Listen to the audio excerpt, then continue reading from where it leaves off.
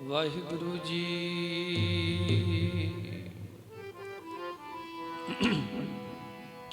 ਸਤਨਾਮ ਸ਼੍ਰੀ ਵਾਹਿਗੁਰੂ ਸਾਹਿਬ ਜੀ।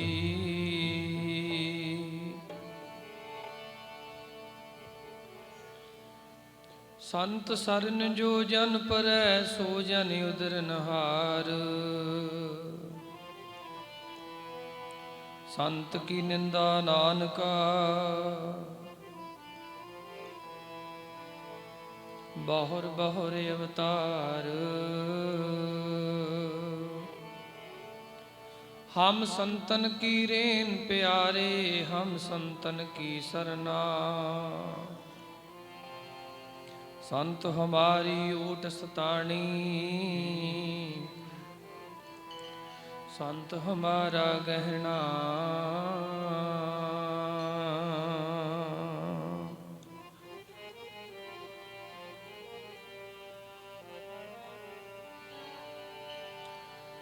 संत हमारा गहना है जिंद मेरी। संत हमारा गहना है जिंद मेरी।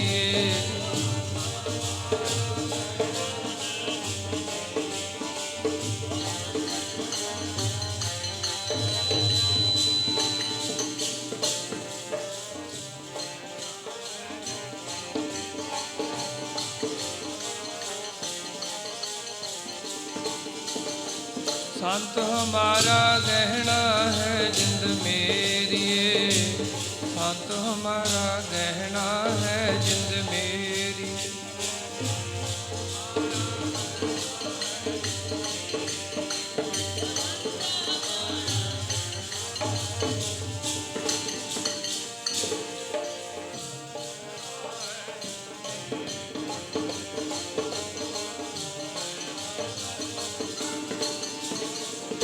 संत हमारा गहना संत हमारा गहना।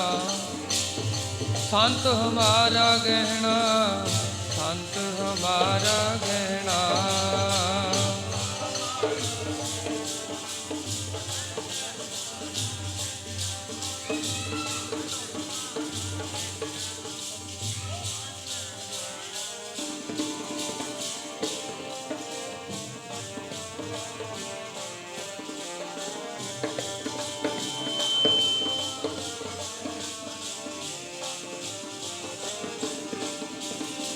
संत हमारा गहना संत हमारा गहना।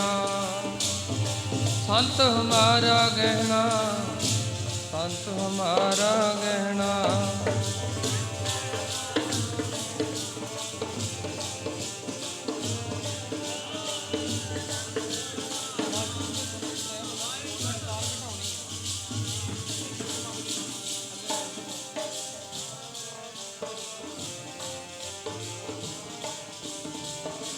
संत हमारा गहना संत हमारा गहना।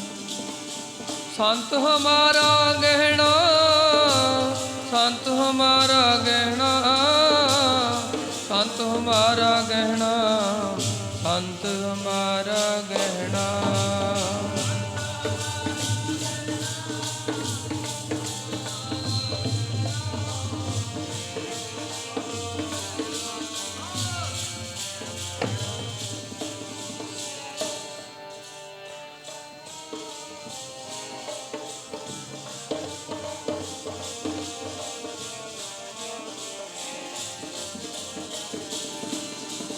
जी संत हमारा गहना संत हमारा गहना।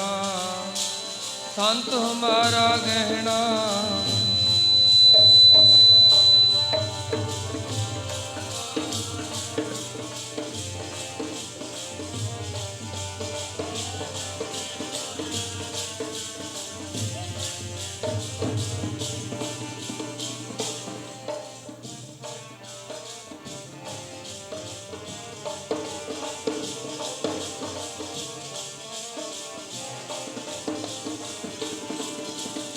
संत हमारा गहना है जिंद मेरी। संत हमारा गहना है जिंद मेरी।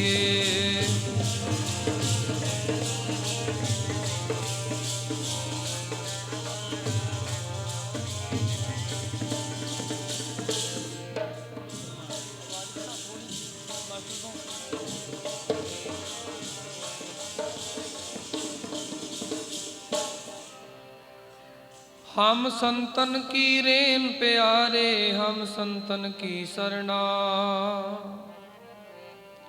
संत हमारी ओट सतानी, संत हमारा गहना। संत हमारी ओट सतानी, संत हमारा गहना।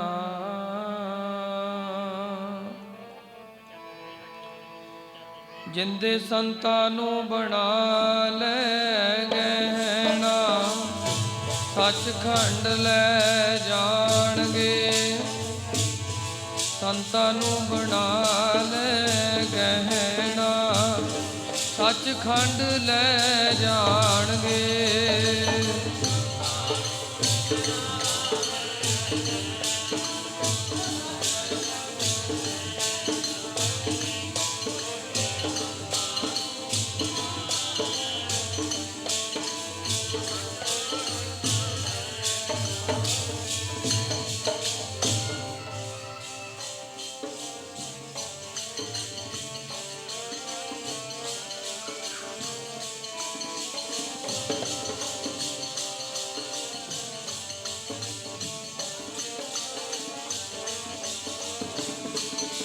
जिंदे संतां नूं बना ले गहना, बना ले गहना, सचखंड ले जाणगे। जिंदे संतां नूं बना ले गहना, सचखंड ले जाणगे।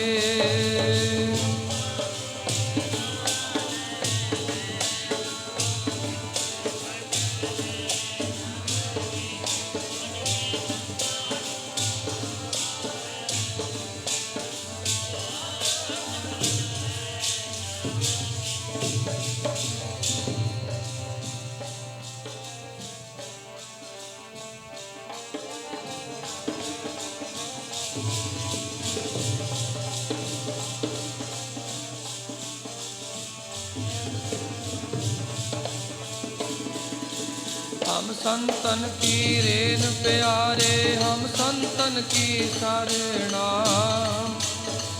संत हमारी ओट सतानी, संत हमारा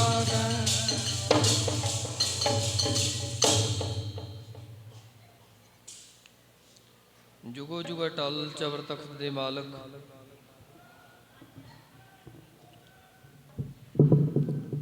गुरगद्दी ते विराजमान प्रतੱਖ सतगुरु सारी ही दुनिया ਦੇ ਸਾਂਝੇ ਰਹਿਬਰ, ਦਸਾਂ ਪਾਤਸ਼ਾਹੀਆਂ ਦੇ ਆਤਮਿਕ ਸਰੂਪ ਸ੍ਰੀ ਗੁਰੂ ਗ੍ਰੰਥ ਸਾਹਿਬ ਜੀ ਦੇ ਚਰਨਾਂ ਵਿੱਚ ਜੁੜ ਬੈਠਣ ਦਾ ਸੁਭਾਗ ਪ੍ਰਾਪਤ ਹੋਇਆ ਹੈ। ਆਓ ਸਰਬੱਤ ਸੰਗਤ ਰਸਨਾ ਨੂੰ ਪਵਿੱਤਰ ਕਰੋ, ਗੱਜ ਵੱਜ ਕੀ ਫਤਿਹ ਦਾ ਉਚਾਰਨ ਕਰੋ। ਆਖੋ ਜੀ ਵਾਹਿਗੁਰੂ ਜੀ ਕਾ ਖਾਲਸਾ, ਵਾਹਿਗੁਰੂ ਜੀ ਕੀ ਫਤਿਹ। ਸਤਿਗੁਰੂ ਮਹਾਰਾਜ ਜੀ ਨੇ ਬੜੀ ਹੀ ਮਹਾਨ ਬਖਸ਼ਿਸ਼ ਕੀਤੀ ਹੈ, ਬਹੁਤ ਹੀ ਮਹਾਨ ਕਿਰਪਾ ਕੀਤੀ ਹੈ, ਜੋ ਕਿ ਆਪਾਂ ਸਾਰਿਆਂ ਨੂੰ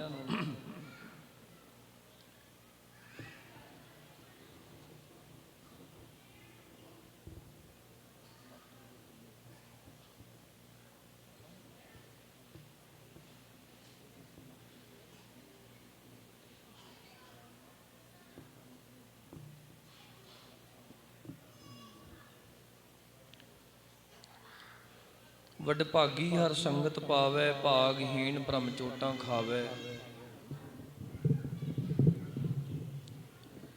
ਵੱਡਿਆਂ ਭਾਗਾਂ ਦੇ ਨਾਲ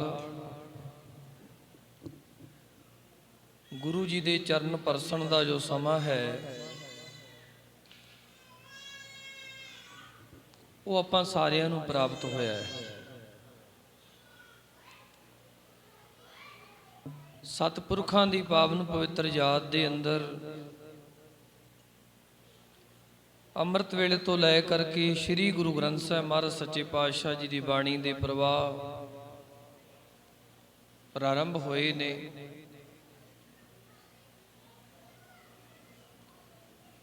ਸੰਧਿਆ ਵੇਲੇ ਦੇ ਦੀਵਾਨਾਂ ਦੇ ਅੰਦਰ ਸੋਹਦਾਰ ਸ੍ਰੀ ਰਹਿਰਾਸ ਸਾਹਿਬ ਜੀ ਦੀ ਬਾਣੀ ਦੇ ਪਾਠ ਆਰਤੀ ਦੇ ਜਾਪ ਸਰਵਣ ਕੀਤੇ ਨੇ। ਥੋੜਾ ਜਿਹਾ ਸਮਾਂ ਗੁਰੂ ਚਰਨਾਂ ਦੇ ਵਿੱਚ ਕਥਾ ਕੀਰਤਨ ਦੁਆਰਾ ਹਾਜ਼ਰੀਆਂ ਭਰਨ ਦਾ ਪ੍ਰਾਪਤ ਹੋਇਆ ਹੈ। ਸਤਿਗੁਰੂ ਸੱਚੇ ਪਾਤਸ਼ਾਹ ਮਹਾਰਾਜ ਜੀ ਦੀ ਬਾਣੀ ਦੇ ਅੰਦਰ ਸਤਿਪੁਰਖਾਂ ਦੀ, ਗੁਰਮੁਖ ਪਿਆਰਿਆਂ ਦੀ, ਨਾਮ ਜਪਣ ਵਾਲਿਆਂ ਦੀ ਮਹਿਮਾ ਸਤਿਗੁਰੂ ਜੀ ਨੇ ਬਿਆਨ ਕੀਤੀ ਹੈ।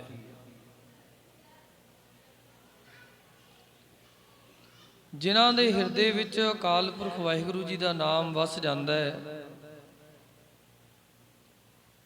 ਜਿਹੜੇ ਮਨ ਕਰਕੇ ਅਕਾਲ ਪੁਰਖ ਵਾਹਿਗੁਰੂ ਜੀ ਦੇ ਨਾਮ ਨਾਲ ਜੁੜ ਜਾਂਦੇ ਨੇ, ਉਹਨਾਂ ਦੀ ਸੰਸਾਰ ਦੇ ਅੰਦਰ, ਦੁਨੀਆ ਦੇ ਅੰਦਰ ਸੋਭਾ ਹੁੰਦੀ ਹੈ। ਸੰਸਾਰ ਦੇ ਅੰਦਰ ਉਹਨਾਂ ਦਾ ਸਤਿਕਾਰ ਹੁੰਦਾ ਹੈ। ਗੁਰੂ ਜੀ ਦਾ ਬਚਨ ਆਪਾਂ ਸਾਰੇ ਪੜ੍ਹਦੇ ਸੁਣਦੇ ਹਾਂ, ਹਰ ਮਨ ਤਨ ਵਸਿਆ ਸੋਈ, ਜੈ ਜੈਕਾਰ ਕਰੇ ਸਭ ਕੋਈ। ਜਿਨ੍ਹਾਂ ਦੇ ਮਨ ਵਿੱਚ ਔਰ ਜਿਨ੍ਹਾਂ ਦੇ ਤਨ ਦੇ ਵਿੱਚ ਹਰੀ ਅਕਾਲ ਪੁਰਖ ਵਾਹਿਗੁਰੂ ਜੀ ਵਸ ਜਾਂਦੇ ਨੇ, ਉਹਨਾਂ ਦੀ ਸਾਰਾ ਸੰਸਾਰ ਜੈ ਜੈਕਾਰ ਕਰਦਾ ਹੈ। ਜਿਨ ਨਾਨਕ ਸਤਿਗੁਰ ਪੂਜਿਆ, ਤਿਨ ਹਰ ਪੂਜ ਕਰਾਵਾ। ਜਿਨ੍ਹਾਂ ਨੇ ਅਕਾਲ ਪੁਰਖ ਵਾਹਿਗੁਰੂ ਜੀ ਨੂੰ ਸਿਮਰਿਆ, ਉਹਨਾਂ ਦੀ ਸੰਸਾਰ ਦੇ ਅੰਦਰ ਪੂਜਣਾ ਹੁੰਦੀ ਹੈ, ਉਹਨਾਂ ਦਾ ਸੰਸਾਰ ਦੇ ਵਿੱਚ ਮਾਣ ਸਤਿਕਾਰ ਹੁੰਦਾ ਹੈ। ਇਹ ਸਾਰੀ ਵਡਿਆਈ ਸ੍ਰੀ ਗੁਰੂ ਗ੍ਰੰਥ ਸਾਹਿਬ ਮਹਾਰਾਜ ਸੱਚੇ ਪਾਤਸ਼ਾਹ ਜੀ ਕਹਿੰਦੇ ਨੇ ਨਾਮ ਦੀ ਹੈ। ਭਾਈ, ਸਾਨੂੰ ਸੰਸਾਰ ਦੇ ਅੰਦਰ ਕਿਉਂ ਨਹੀਂ ਕੋਈ ਪੁੱਛਦਾ? ਕਿਉਂਕਿ ਸਾਡੇ ਕੋਲ ਉਹ ਵਸਤੂ ਨਹੀਂ ਹੈ ਜਿਸ ਵਸਤੂ ਨੂੰ ਪ੍ਰਾਪਤ ਕਰਕੇ ਸੰਸਾਰ ਵਿੱਚ ਸਦਾ ਵਾਸਤੇ ਸੰਸਾਰ ਵਿੱਚ ਵਡਿਆਈ ਹੋਵੇ, ਸੋਭਾ ਹੋਵੇ। ਕਿਉਂ ਰੱਬ ਦੇ ਪਿਆਰਿਆਂ ਦੀ ਸੋਭਾ ਸੰਸਾਰ ਦੇ ਵਿੱਚ ਜੁਗਾਂ ਜੁਗੰਤਰਾਂ ਤੱਕ ਹੁੰਦੀ ਰਹਿੰਦੀ ਹੈ। ਉਹਨਾਂ ਦੇ ਸਾਸੂ ਦੀ ਮਾਨ ਔਰ ਵਿੱਚ ਔਰ ਤਨ ਦੇ ਵਿੱਚ ਅਕਾਲ ਪੁਰਖ ਵਾਹਿਗੁਰੂ ਜੀ ਸਿਮਰੇ ਹੁੰਦੇ ਨੇ, ਵਸੇ ਹੁੰਦੇ ਨੇ। ਉਹਨਾਂ ਨੇ ਅਕਾਲ ਪੁਰਖ ਵਾਹਿਗੁਰੂ ਜੀ ਦਾ ਆਰਾਧਨ ਕੀਤਾ ਹੁੰਦਾ ਹੈ। ਅਕਾਲ ਪੁਰਖ ਦੇ ਆਰਾਧਨ ਕਰਕੇ ਸੰਸਾਰ ਵਿੱਚ ਵਡਿਆਈ ਹੁੰਦੀ ਹੈ। ਹਰ ਨਾਮੇ ਕੀ ਵਡਿਆਈ, ਤਿਸ ਕੀਮਤ ਕਹੀ ਨਾ ਜਾਈ। ਇਹ ਜਿੰਨੀ ਵੀ ਸੋਭਾ ਹੈ ਸਾਰੀ ਨਾਮ ਦੀ ਸੋਭਾ ਹੈ। ਇਸ ਯੁਗ ਮੈਂ ਸੋਭਾ ਨਾਮ ਕੀ, ਬਿਨ ਨਾਵੇ ਸੋਭ ਨਾ ਹੋਏ। ਜਿੰਨੀ ਵੀ ਸੋਭਾ ਹੈ ਪਰਮੇਸ਼ਰ ਜੀ ਦੇ ਨਾਮ ਦੀ ਸੋਭਾ ਹੈ। ਬਿਨਾਂ ਪਰਮੇਸ਼ਰ ਜੀ ਦੇ ਨਾਮ ਤੋਂ ਵਡਿਆਈ ਨਹੀਂ ਹੁੰਦੀ, ਬਿਨਾਂ ਪਰਮੇਸ਼ਰ ਜੀ ਦੇ ਨਾਮ ਤੋਂ ਸੋਭਾ ਨਹੀਂ ਹੁੰਦੀ। ਗੁਰੂ ਜੀ ਕਹਿੰਦੇ, ਅਗਲਾ ਬਚਨ ਕੀਤਾ ਹੈ, ਮਾਇਆ ਕੀ ਸੋਭਾ ਚਾਰ ਦਿਹਾੜੇ ਜਾਂਦੀ ਬਿਲਮ ਨਾ ਹੋਏ। ਜਿਹੜੀ ਮਾਇਆ ਦੀ ਸੋਭਾ ਹੈ ਇਹ 4 ਦਿਨਾਂ ਦੀ ਸੋਭਾ ਹੈ। ਮਾਇਆ ਕਰਕੇ ਸਾਧ ਸੰਗਤ ਜੀ 4 ਦਿਨ ਕਿਸੇ ਦੀ ਬੱਲੇ ਬੱਲੇ ਹੋ ਜਾਂਦੀ ਹੈ। ਜਦੋਂ ਕਿਸੇ ਮਨੁੱਖ ਪਾਸੋਂ ਮਾਇਆ ਖੁੱਸ ਜਾਂਦੀ ਹੈ, ਜਦੋਂ ਕਿਸੇ ਪਾਸੋਂ ਮਾਇਆ ਚਲੀ ਜਾਂਦੀ ਹੈ, ਤਾਂ ਮਾਇਆ ਦੇ ਨਾਲ ਨਾਲ ਮਾਇਆ ਦੀ ਸੋਭਾ ਵੀ ਖਤਮ ਹੋ ਜਾਂਦੀ ਹੈ। ਪਰ ਜਿਨ੍ਹਾਂ ਨੇ ਨਾਮ ਜਪਿਆ ਹੈ, ਜਿਨ੍ਹਾਂ ਨੇ ਬੰਦਗੀ ਕੀਤੀ ਹੈ, ਸ੍ਰੀ ਗੁਰੂ ਗ੍ਰੰਥ ਸਾਹਿਬ ਜੀ ਮਹਾਰਾਜ ਕਹਿੰਦੇ ਉਹਨਾਂ ਦੀ ਸੋਭਾ ਜੁਗ ਜੁਗ ਹੋਈ, ਕੋਈ ਨਾ ਮੇਟਣ ਹਾਰਾ। ਜਿਹੜੇ ਨਾਮ ਜਪਣ ਵਾਲੀਆਂ ਰੂਹਾਂ ਨੇ, ਜਿਹੜੀਆਂ ਬੰਦਗੀ ਕਰਨ ਵਾਲੀਆਂ ਰੂਹਾਂ ਨੇ, ਉਹਨਾਂ ਦੀ ਸੋਭਾ ਤਾਂ ਜੁਗਾਂ ਜੁਗੰਤਰਾਂ ਤੱਕ ਹੁੰਦੀ ਰਹੇਗੀ। ਸਤਿਗੁਰੂ ਕਹਿੰਦੇ ਕੋਈ ਵੀ ਸੰਸਾਰ ਦਾ ਮਨੁੱਖ ਨਾਮ ਜਪਣ ਵਾਲਿਆਂ ਦੀ ਸੋਭਾ ਨੂੰ ਮੇਟ ਨਹੀਂ ਸਕਦਾ, ਖਤਮ ਨਹੀਂ ਕਰ ਸਕਦਾ। ਇਸ ਕਰਕੇ ਉਹਨਾਂ ਨੂੰ ਸਾਰਾ ਜਗਤ ਪੂਜਦਾ ਹੈ, ਜਿਨ੍ਹਾਂ ਦੇ ਮਨ ਔਰ ਤਨ ਵਿੱਚ ਪਰਮੇਸ਼ਰ ਜੀ ਆਪ ਵਸ ਜਾਂਦੇ ਨੇ। ਇਸ ਤਰ੍ਹਾਂ ਗੁਰਬਾਣੀ ਨੇ ਫਰਮਾਨ ਕੀਤਾ। ਪਿਆਰ ਨਾਲ ਸਾਰੇ ਪੜੋ ਜੀ।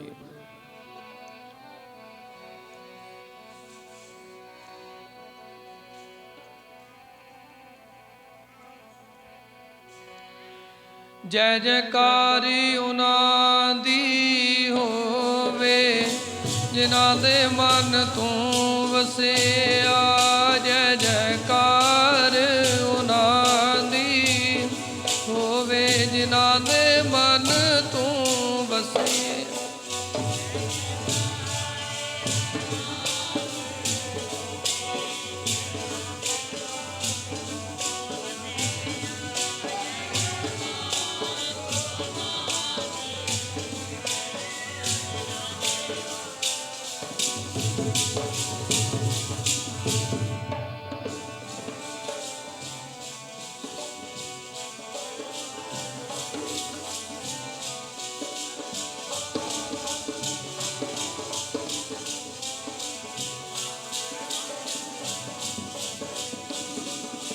ਜੈ ਜੈਕਾਰੀ ਉਹਨਾਂ ਦੀ ਹੋਵੇ ਜਿਨ੍ਹਾਂ ਦੇ ਮਨ ਤੂੰ ਵਸਿਆ। ਜੈ ਜੈਕਾਰ ਉਹਨਾਂ ਦੀ ਹੋਵੇ ਜਿਨ੍ਹਾਂ ਦੇ ਮਨ ਤੂੰ ਵਸਿਆ।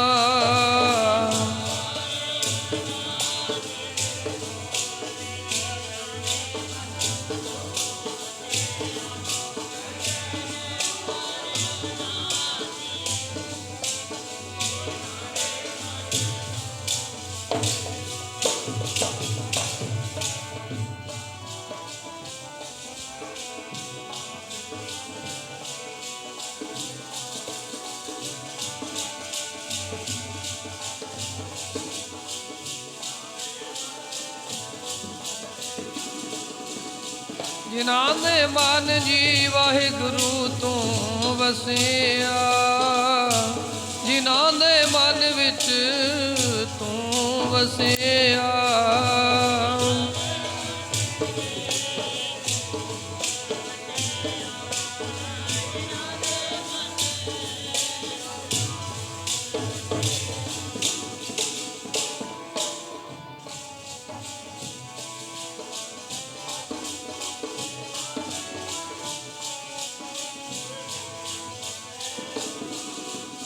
ਜਿਨ੍ਹਾਂ ਦੇ ਮਨ ਵਿੱਚ ਵਾਹਿਗੁਰੂ ਤੂੰ ਵਸਿਆ। ਜਿਨ੍ਹਾਂ ਦੇ ਮਨ ਜੀ ਵਾਹਿਗੁਰੂ ਤੂੰ ਵਸਿਆ।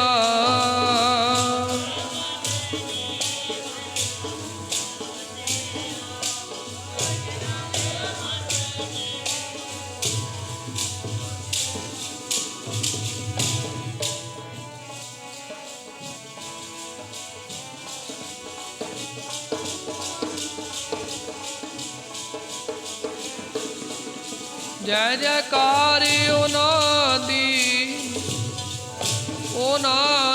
ਹੋਵੇ ਜਿਨ੍ਹਾਂ ਦੇ ਮਨ ਤੂੰ ਵਸਿਆ।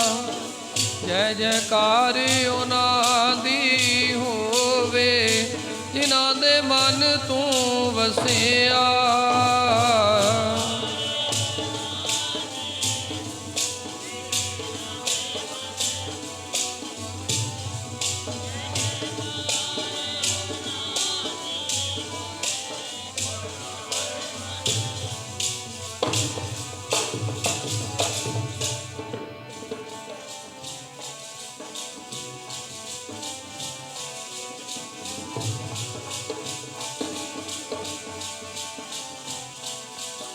ਜਿਨ੍ਹਾਂ ਦੇ ਮਨ ਤੂੰ ਵਸੇ।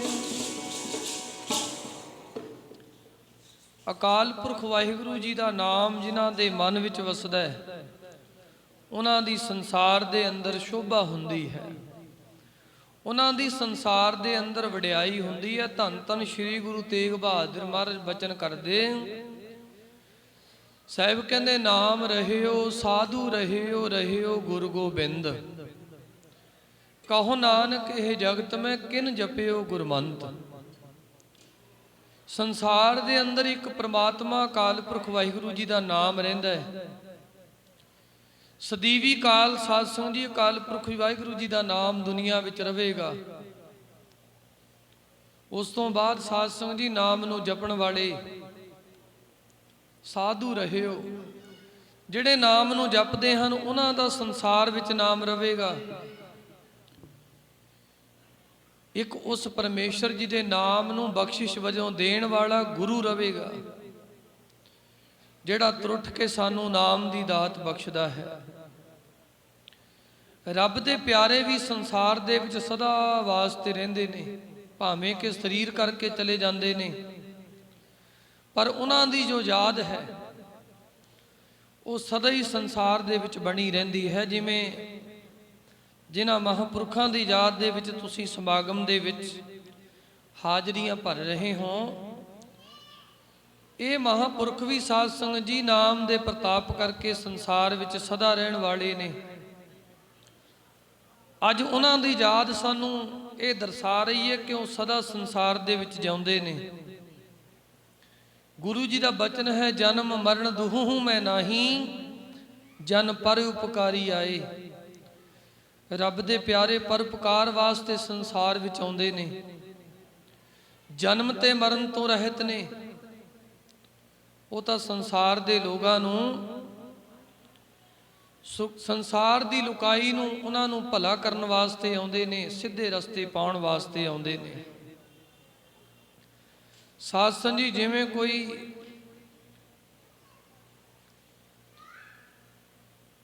ਹਸਪਤਾਲ ਦੇ ਵਿੱਚ ਕੋਈ ਮਰੀਜ਼ ਹੈ ਜਿਹੜਾ ਰੋਗ ਦੇ ਕਾਰਨ ਹਸਪਤਾਲ ਦੇ ਵਿੱਚ ਭਰਤੀ ਹੋਇਆ ਹੈ,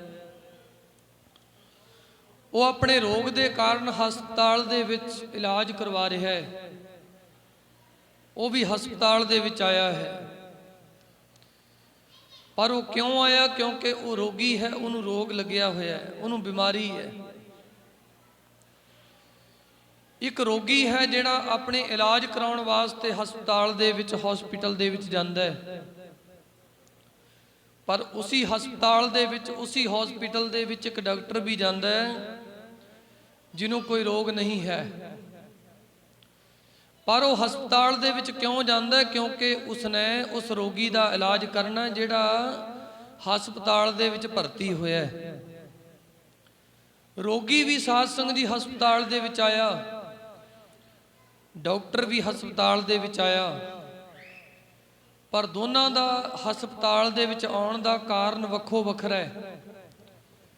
ਰੋਗੀ ਆਪਣਾ ਇਲਾਜ ਕਰਾਉਣ ਵਾਸਤੇ ਆਉਂਦਾ ਹੈ, ਪਰ ਜਿਹੜਾ ਡਾਕਟਰ ਹੈ ਉਹ ਸਾਧ ਸੰਗਤ ਜੀ ਰੋਗੀ ਦਾ ਇਲਾਜ ਕਰਨ ਵਾਸਤੇ ਆਉਂਦਾ ਹੈ।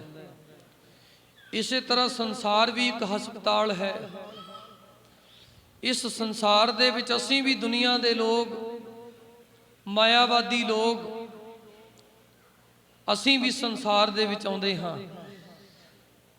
ਇਸੇ ਤਰ੍ਹਾਂ ਸਤਿਪੁਰਖ ਨਾਮ ਜਪਣ ਵਾਲੇ, ਬੰਦਗੀ ਕਰਨ ਵਾਲੇ, ਸੇਵਾ ਸਿਮਰਨ ਕਰਨ ਵਾਲੇ ਵੀ, ਗੁਰਮੁਖ ਪਿਆਰੇ ਭਗਤ ਜਨ, ਮਹਾਪੁਰਖ ਵੀ ਸੰਸਾਰ ਦੇ ਵਿੱਚ ਆਉਂਦੇ ਨੇ। ਸਾਡਾ ਸੰਸਾਰ ਵਿੱਚ ਆਉਣ ਦਾ ਕਾਰਨ ਹੋਰ ਹੈ। ਅਸੀਂ ਆਪਣੇ ਕਰਮਾਂ ਦੇ ਬੱਧੇ ਹੋਏ ਸੰਸਾਰ ਵਿੱਚ ਆਉਂਦੇ ਹਾਂ। ਜੋ ਚੰਗੇ ਮੰਦੇ ਕਰਮ ਅਸੀਂ ਸੰਸਾਰ ਦੇ ਵਿੱਚ ਆ ਕੇ ਕਮਾਏ, ਜਾਂ ਜਿਹੜੇ ਪੂਰਬਲੇ ਕਰਮ ਅਸੀਂ ਬਾਅਦ ਪਹਿਲਾਂ ਕੀਤੇ ਨੇ, ਉਹਨਾਂ ਕਰਮਾਂ ਦੀ ਬਦੌਲਤ, ਚੰਗੇ ਔਰ ਮੰਦੇ ਕਰਮਾਂ ਦੀ ਬਦੌਲਤ, ਕਰਮਾਂ ਦੇ ਬੱਧੇ ਹੋਏ ਅਸੀਂ ਸੰਸਾਰ ਦੇ ਵਿੱਚ ਸਾਧ ਸੰਗਤ ਜੀ ਜਨਮ ਲਿਆ। ਪਰ ਜਿਹੜੇ ਮਹਾਪੁਰਖ ਨੇ, ਬੰਦਗੀ ਕਰਨ ਵਾਲੇ ਨੇ, ਉਹਨਾਂ ਨੇ ਸੰਸਾਰ ਦੇ ਵਿੱਚ ਜਨਮ ਲਿਆ ਲੋਕਾਈ ਦੇ ਭਲੇ ਵਾਸਤੇ। ਉਹਨਾਂ ਨੂੰ ਅਕਾਲ ਪੁਰਖ ਵਾਹਿਗੁਰੂ ਜੀ ਨੇ ਆਪ ਭੇਜਿਆ ਹੈ ਲੋਕਾਈ ਨੂੰ ਸਿੱਧੇ ਰਸਤੇ ਪਾਉਣ ਵਾਸਤੇ। ਜੀ ਦਾਨ ਦੇ ਭਗਤੀ ਲਾਇਨ ਹਰਸਿਓ ਲੈਣ ਮਿਲਾਏ। ਦੁਨੀਆ ਦੇ ਲੋਕਾਂ ਨੂੰ ਭਗਤੀ ਦਾ ਰਸਤਾ ਵਿਖਾ ਕੇ ਅਕਾਲ ਪੁਰਖ ਵਾਹਿਗੁਰੂ ਜੀ ਦੇ ਰਾਹ ਦੇ ਉੱਤੇ ਤੋਰਨ ਦਾ ਕਾਰਜ ਕਰਦੇ, ਭਲਾਈ ਕਰਦੇ ਨੇ। ਦੁਨੀਆ ਸਾਧ ਸੰਗਤ ਜੀ ਸੰਸਾਰ ਆਪਣੇ ਕਰਮਾਂ ਦਾ ਬੱਧਾ ਹੋਇਆ ਇਸ ਸੰਸਾਰ ਵਿੱਚ ਜਨਮ ਲੈਂਦਾ ਹੈ, ਪਰ ਸਤਿਪੁਰਖਾਂ ਨੂੰ ਪਰਮੇਸ਼ਰ ਜੀ ਆਪ ਦੁਨੀਆ ਦੇ ਭਲੇ ਵਾਸਤੇ ਸੰਸਾਰ ਦੇ ਵਿੱਚ ਭੇਜਦੇ ਨੇ। ਸਤਿਪੁਰਖ ਦੁਨੀਆ ਦੇ ਭਲੇ ਵਾਸਤੇ ਸੰਸਾਰ ਚਾਹੁੰਦੇ। ਇਸ ਤਰ੍ਹਾਂ ਗੁਰਬਾਣੀ ਨੇ ਫਰਮਾਨ ਕੀਤਾ ਹੈ, ਦੁਨੀਆ ਬੱਧੀ ਕਰਮਾਂ ਦੀ ਆਉਂਦੀ ਹੈ, ਸਾਧੂ ਭੇਜੇ ਆਪ ਰੱਬ ਨੇ। ਬੱਧੀ ਕਰਮਾਂ ਦੀ ਦੁਨੀਆ ਆਉਂਦੀ ਹੈ, ਸਾਧੂ ਭੇਜੇ ਆਪ ਰੱਬ ਨੇ।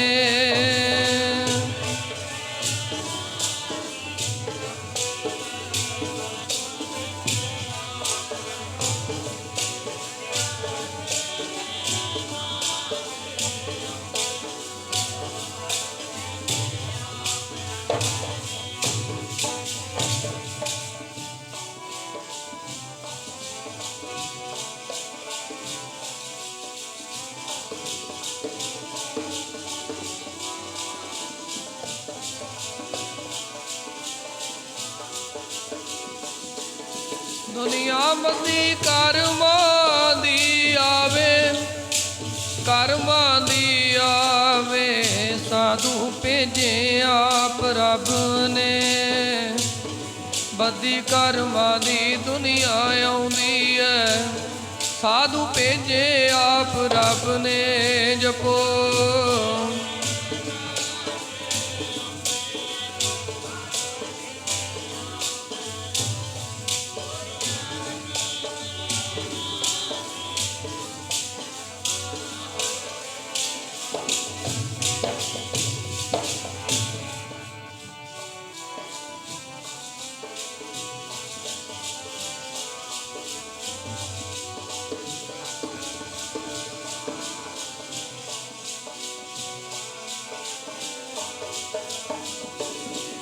मेरे प्यारे साधु भेजे आप रब ने, प्यारे जी साधु भेजे आप रब ने।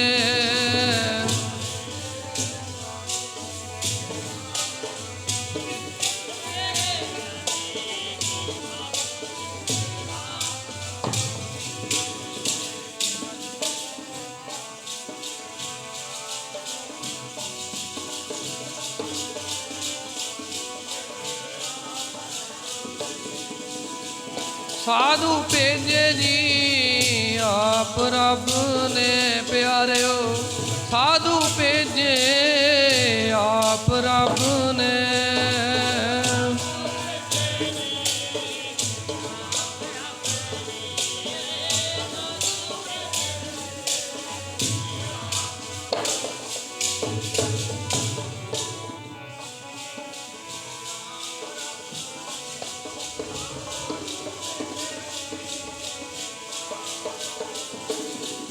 दुनिया बदी करमां दी आवे, करमां दी आवे। साधु भेजे आप रब ने, दुनिया बदी करमां दी। साधु भेजे आप रब ने।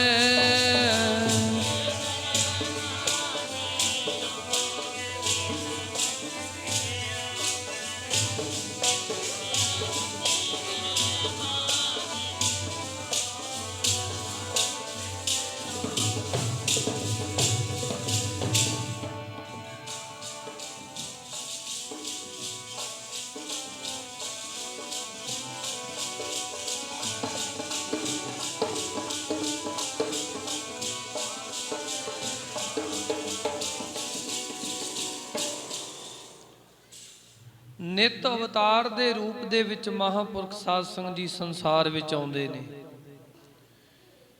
6 ਤਰ੍ਹਾਂ ਦੇ ਅਵਤਾਰ ਦੱਸੇ ਜਾਂਦੇ ਨੇ ਮਹਾਂਪੁਰਖਾਂ ਨੂੰ। ਨਿਤ ਅਵਤਾਰ ਦੀ ਸਾਧ ਸੰਗਤ ਜੀ ਕੈਟਾਗਰੀ ਦੇ ਵਿੱਚ ਸਾਧ ਸੰਗਤ ਜੀ ਅਕਾਲ ਪੁਰਖ ਵਾਹਿਗੁਰੂ ਜੀ ਨੇ ਨਿਤ ਅਵਤਾਰ ਬਣਾ ਕੇ ਭੇਜਿਆ ਸੰਸਾਰ ਦੀ ਲੁਕਾਈ ਦੇ ਭਲੇ ਵਾਸਤੇ।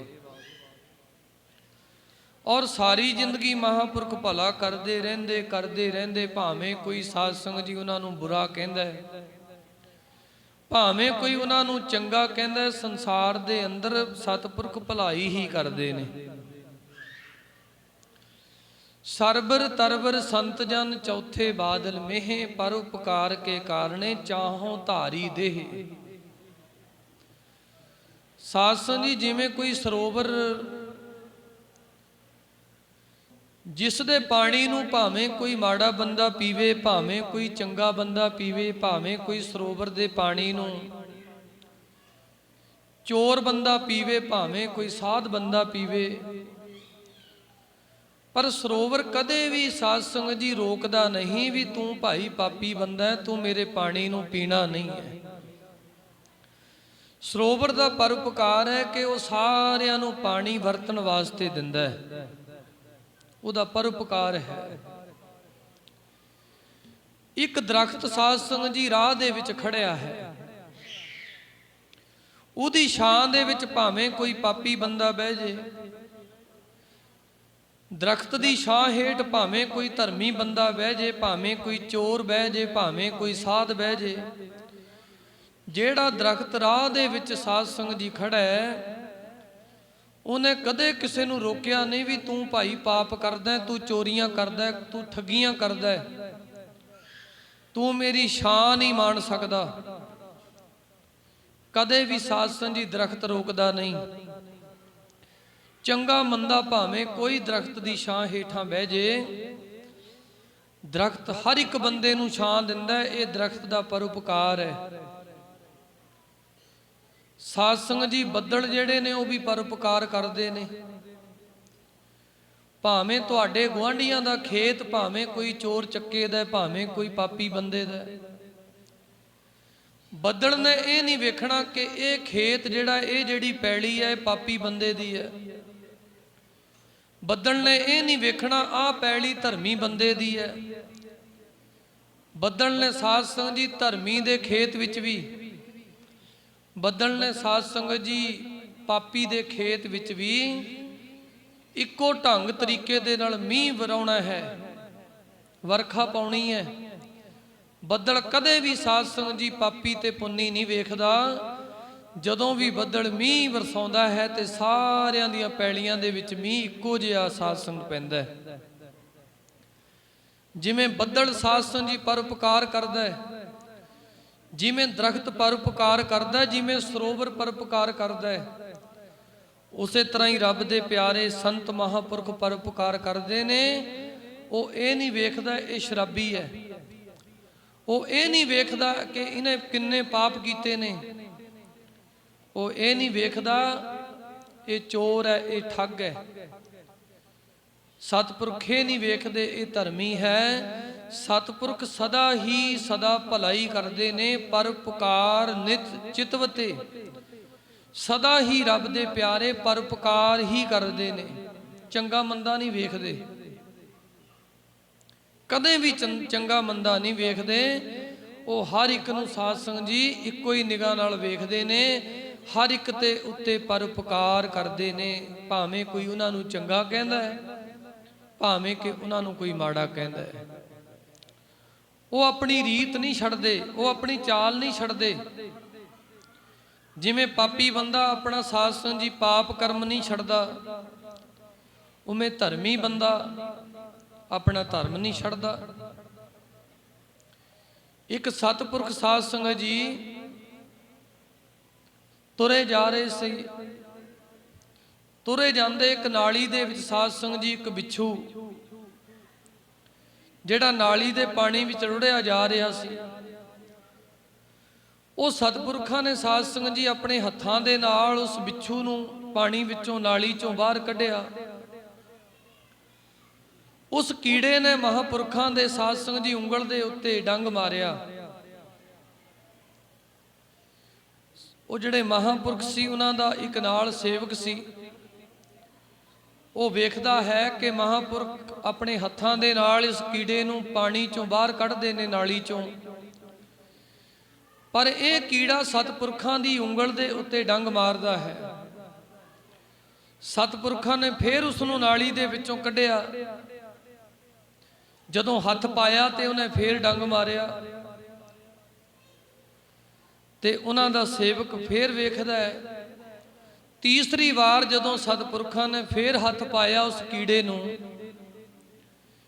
ਜਦੋਂ ਹੱਥ ਪਾਉਣ ਲੱਗੇ ਤੇ ਉਸਨੇ ਫੇਰ ਡੰਗ ਮਾਰਿਆ। ਨਾਲ ਉਹਨਾਂ ਦਾ ਸੇਵਕ ਆਖਣ ਲੱਗਿਆ, ਕਹਿੰਦਾ ਬਾਬਾ ਜੀ ਕਿਉਂ ਬਾਰ-ਬਾਰ ਇਹਨੂੰ ਤੁਸੀਂ ਬਾਹਰ ਕੱਢਣ ਦੀ ਕੋਸ਼ਿਸ਼ ਕਰਦੇ ਹੋ? ਇਹ ਤਾਂ ਬਾਰ-ਬਾਰ ਤੁਹਾਡੀ ਉਂਗਲ ਦੇ ਉੱਤੇ ਡੰਗ ਮਾਰਦਾ ਹੈ, ਪਰ ਕਿਉਂ ਤੁਸੀਂ ਇਸ ਨੂੰ ਬਾਰ-ਬਾਰ ਨਾਲੀ ਦੇ ਵਿੱਚੋਂ ਬਾਹਰ ਕੱਢਦੇ ਹੋ? ਸਤਿਪੁਰਖਾਂ ਨੇ ਬੜੇ ਪਿਆਰ ਦੇ ਵਿੱਚ ਉਹਨੂੰ ਸਮਝਾਇਆ, ਆਪਣੇ ਸੇਵਕ ਨੂੰ। ਆਖਣ ਲੱਗੇ, ਭਲਿਆ ਇਸ ਕੀੜੇ ਦਾ ਕੰਮ ਹੈ ਡੰਗ ਮਾਰਨਾ, ਇਹਦਾ ਸੁਭਾਅ ਹੈ, ਇਹਨੂੰ ਜਿਹੜਾ ਵੀ ਹੱਥ ਪਾਵੇਗਾ ਉਹਨੂੰ ਇਹ ਡੰਗ ਹੀ ਮਾਰੇਗਾ। ਇਸ ਕੀੜੇ ਦਾ ਸੁਭਾਅ ਹੈ ਡੰਗ ਮਾਰਨਾ, ਤੇ ਸਾਡਾ ਜਿਹੜਾ ਸੁਭਾਅ ਹੈ ਭਲਾ ਕਰਨਾ, ਇਹਨੂੰ ਨਾਲੀ ਦੇ ਵਿੱਚੋਂ ਕੱਢਣਾ। ਇਹ ਆਪਣਾ ਕੰਮ ਕਰੀ ਜਾਂਦਾ ਡੰਗ ਮਾਰਨ ਦਾ, ਅਸੀਂ ਇਹਨੂੰ ਬਚਾਉਣ ਵਾਸਤੇ ਆਪਣਾ ਕੰਮ ਕਰੀ ਜਾਂਦੇ ਹਾਂ। ਸੋ ਸਾਧ ਸੰਗਤ ਜੀ ਇਸੇ ਤਰ੍ਹਾਂ ਮਹਾਂਪੁਰਖਾਂ ਨੂੰ ਭਾਵੇਂ ਕੋਈ ਮਾੜਾ ਕਹਿੰਦਾ, ਭਾਵੇਂ ਕੋਈ ਚੰਗਾ ਕਹਿੰਦਾ ਹੈ, ਸਤਿਪੁਰਖ ਜਿਹੜੇ ਨੇ ਉਹ ਸਦਾ ਹੀ ਲੋਕਾਈ ਦਾ ਭਲਾ ਹੀ ਜਾਣਦੇ ਨੇ। ਇੱਕ ਸਤਿਪੁਰਖ ਹੋਏ ਨੇ ਜਿਨ੍ਹਾਂ ਦਾ ਇਤਿਹਾਸ ਦੇ ਨਾਂ ਦੇ ਵਿੱਚ ਨਾਂ ਆਇਆ ਜੱਲਣ ਭਗਤ ਜੀ। ਜੱਲਣ ਭਗਤ ਜੀ ਸਾਧ ਸੰਗਤ ਜੀ ਇੱਕ ਸ਼ਾਹੂਕਾਰ ਦੀ ਫੈਕਟਰੀ ਦੇ ਵਿੱਚ ਨੌਕਰੀ ਕਰਿਆ ਕਰਦੇ ਸਨ। ਬਹੁਤ ਸਾਰੇ ਮਜ਼ਦੂਰ ਉਸ ਫੈਕਟਰੀ ਦੇ ਵਿੱਚ ਨੌਕਰੀ ਕਰਦੇ ਨੇ, ਮਜ਼ਦੂਰੀ ਕਰਦੇ ਨੇ। ਉਸ ਫੈਕਟਰੀ ਦੇ ਵਿੱਚ ਜੱਲਣ ਭਗਤ ਜੀ ਵੀ ਨੌਕਰੀ ਕਰਨ ਲੱਗ ਪਏ। ਉਸ ਸਾਧ ਸੰਗਤ ਜੀ ਸ਼ਾਹੂਕਾਰ ਦਾ ਜਿਹੜਾ ਮੁਨੀਮ ਸੀ, ਜਿਹੜਾ ਉਸ ਫੈਕਟਰੀ ਦੀ ਸਾਰੀ ਦੇਖਭਾਲ ਕਰਦਾ ਸੀ, ਮਜ਼ਦੂਰਾਂ ਨੂੰ ਪੈਸੇ ਆਦਿਕ ਦਿੰਦਾ, ਤਨਖਾਹ ਦਿੰਦਾ, ਉਹ ਸਦਾ ਹੀ ਮਜ਼ਦੂਰਾਂ ਨੂੰ ਸਾਧ ਸੰਗਤ ਜੀ ਭੈੜੇ ਬਚਨ ਬੋਲਿਆ ਕਰਦਾ, ਸਦਾ ਹੀ ਮਜ਼ਦੂਰਾਂ ਨੂੰ ਮਾੜੇ ਬਚਨ, ਫਿੱਕੇ ਬਚਨ ਬੋਲਣੇ ਉਸ ਮੁਨੀਮ ਨੇ। ਹੁਣ ਜੱਲਣ ਭਗਤ ਜੀ ਵੀ ਰੋਜ਼ ਵੇਖਦੇ ਨੇ ਵੀ ਇਹ ਮੁਨੀਮ ਜਿਹੜਾ ਰੋਜ਼ ਮਜ਼ਦੂਰਾਂ ਨੂੰ, ਮਿਹਨਤ ਕਰਨ ਵਾਲਿਆਂ ਨੂੰ ਬੜੇ ਮਾੜੇ ਬੋਲ, ਬੜੇ ਫਿੱਕੇ ਬੋਲ ਬੋਲਦਾ। ਪਰ ਭਗਤ ਜੱਲਣ ਜੀ ਨੇ ਉਸ ਮੁਨੀਮ ਨੂੰ ਕਦੇ ਕੁਝ ਨਹੀਂ ਕਿਹਾ। ਸਮਾਂ ਲੰਘਦਾ ਗਿਆ, ਰੋਜ਼ ਮਜ਼ਦੂਰੀ ਲੈਣ ਵਾਸਤੇ ਜਦੋਂ ਮਜ਼ਦੂਰ ਇੱਕ ਲਾਈਨ ਦੇ ਵਿੱਚ ਲੱਗਦੇ, ਇੱਕ ਕਤਾਰ ਦੇ ਵਿੱਚ ਲੱਗਦੇ, ਉਸ ਮੁਨੀਮ ਨੇ ਸਾਧ ਸੰਗਤ ਜੀ ਉਹਨਾਂ ਮਜ਼ਦੂਰਾਂ ਨੂੰ ਬੜੇ ਫਿੱਕੇ ਬਚਨ ਬੋਲਣੇ।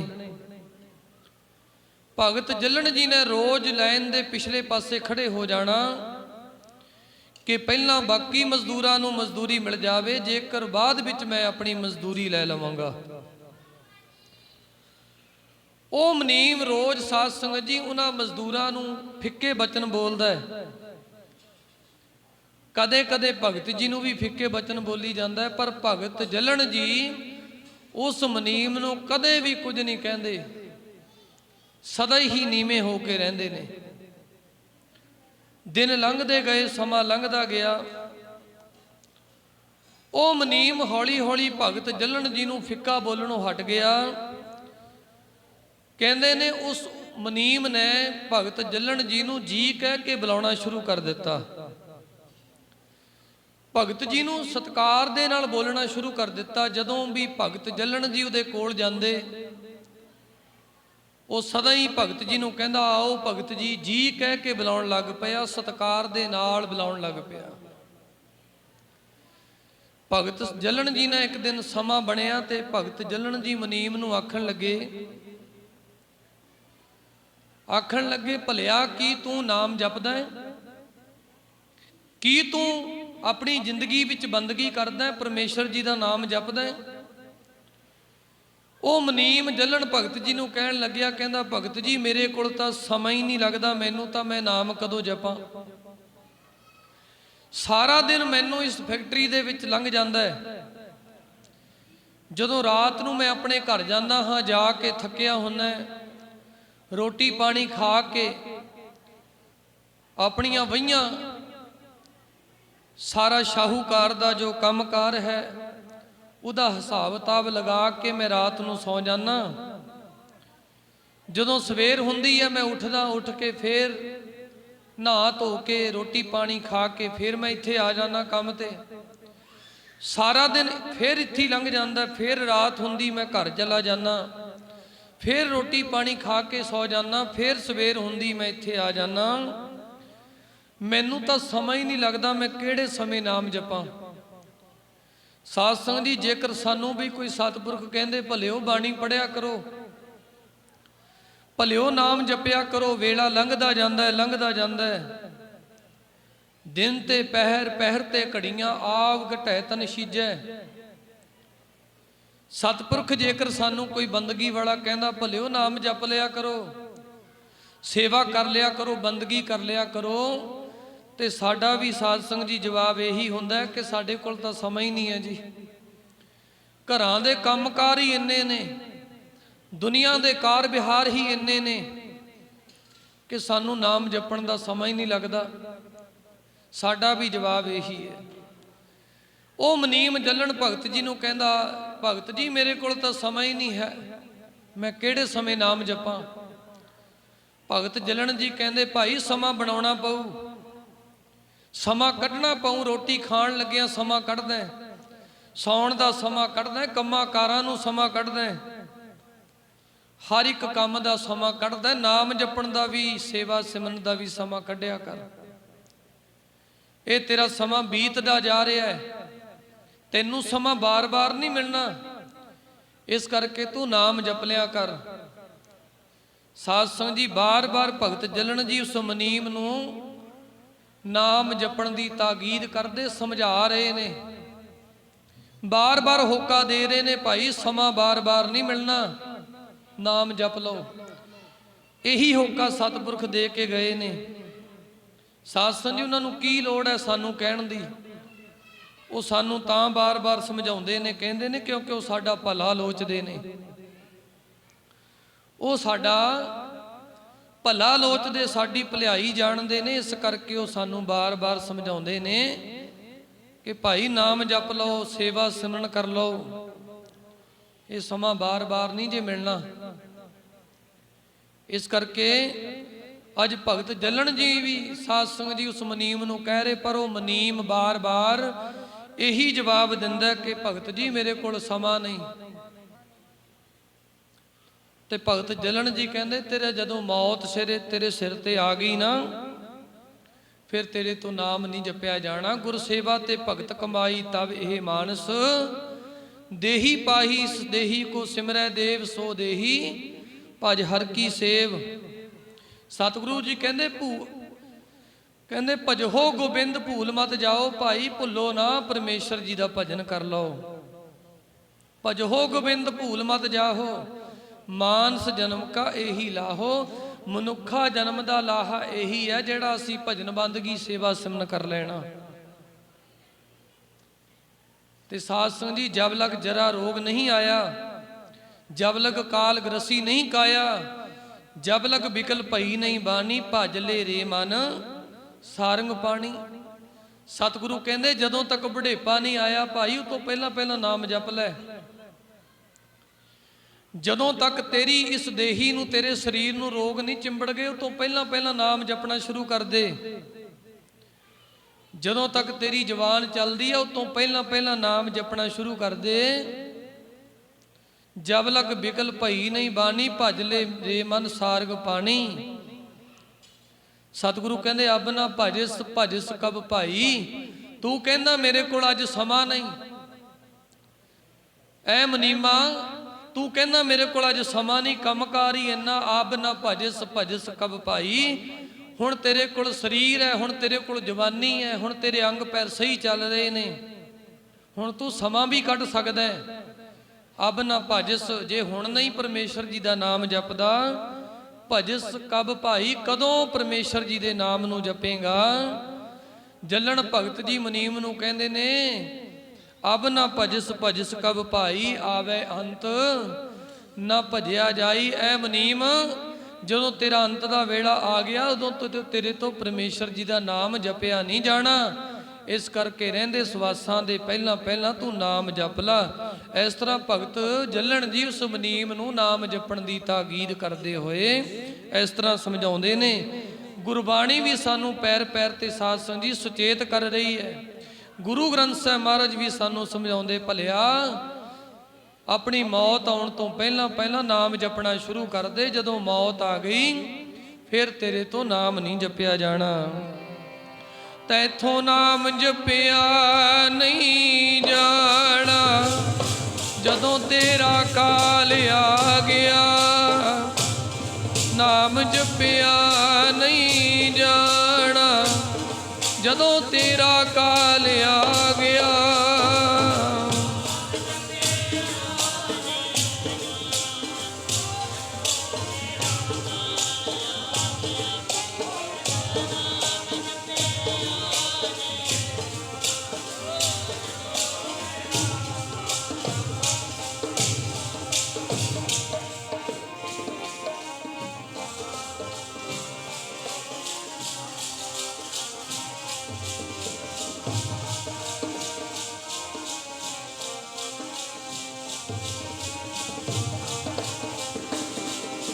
ਤੈਥੋਂ ਨਾਮ ਜਪਿਆ ਨਹੀਂ ਜਾਣਾ, ਨਾਮ ਜਪਿਆ ਨਹੀਂ ਜਾਣਾ, ਜਦੋਂ ਤੇਰਾ ਕਾਲ ਆ ਗਿਆ।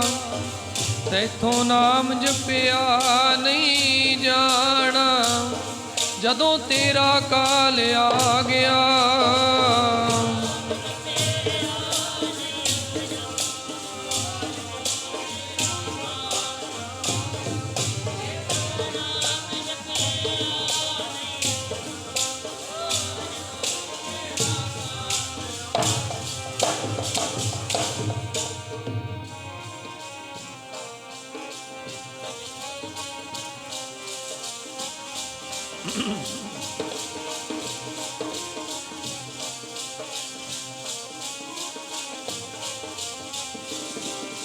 ਤੈਥੋਂ ਨਾਮ ਜਪਿਆ ਨਹੀਂ ਜਾਣਾ, ਤੈਥੋਂ ਨਾਮ ਜਪਿਆ ਨਹੀਂ ਜਾਣਾ।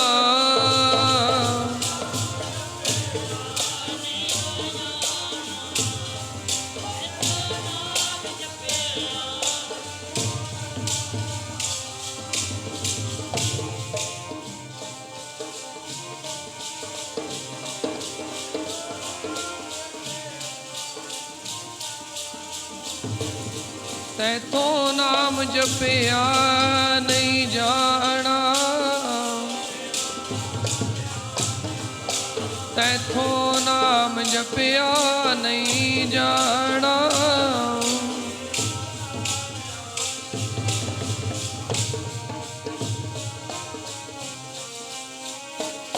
ਜਦੋਂ ਤੇਰਾ ਕਾਲ ਆ ਗਿਆ, ਤੈਥੋਂ ਨਾਮ ਜਪਿਆ ਨਹੀਂ ਜਾਣਾ।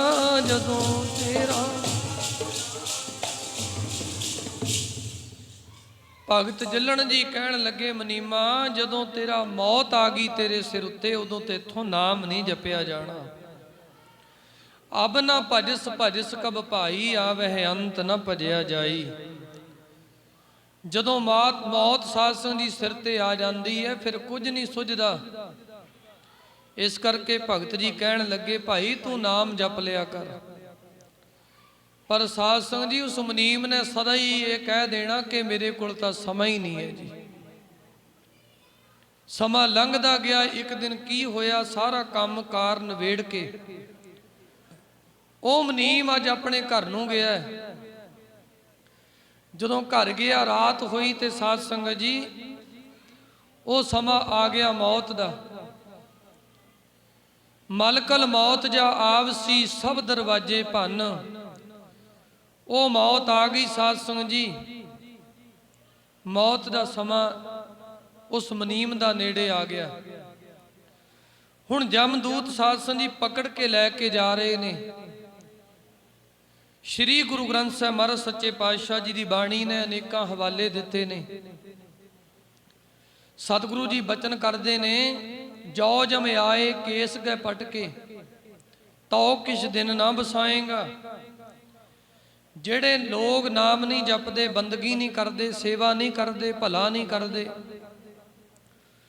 ਉਹਨਾਂ ਨੂੰ ਸਾਧ ਸੰਗਤ ਜੀ ਕੇਸਾਂ ਤੋਂ ਬਾਲਾਂ ਤੋਂ ਪਕੜ ਕੇ ਘੜੀਸ ਕੇ ਲੈ ਕੇ ਜਾਂਦੇ ਨੇ।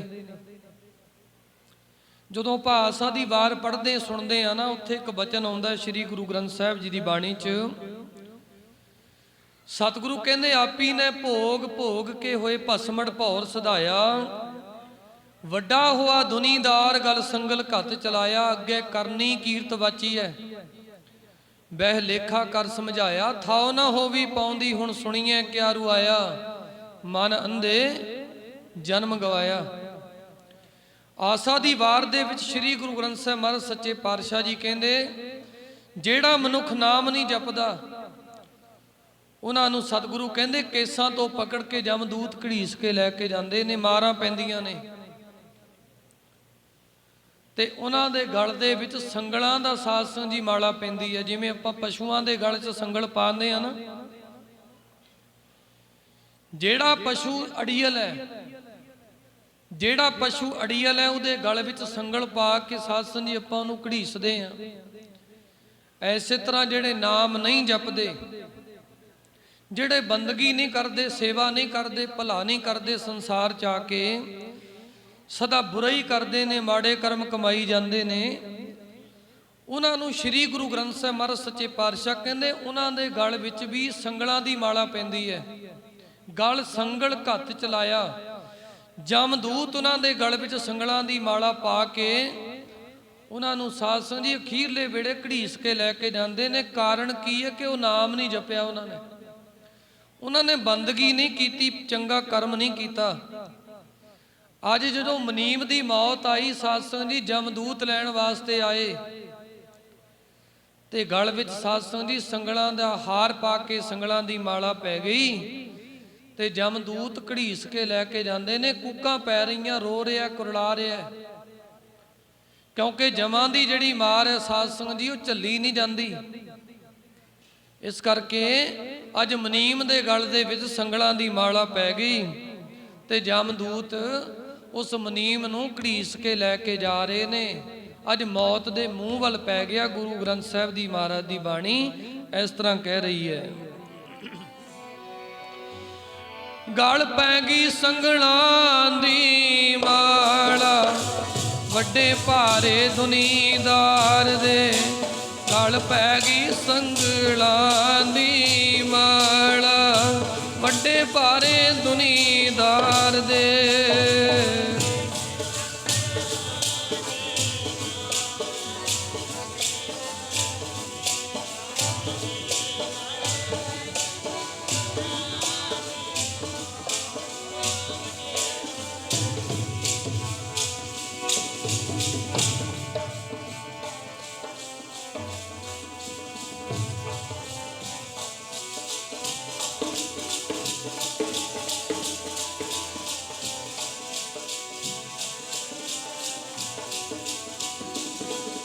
ਗਲ ਪੈ ਗਈ ਐ ਜਮਾਂ ਦੀ ਮਾਲਾ, ਵੱਡੇ ਭਾਰੇ ਦੁਨੀਦਾਰ ਦੇ।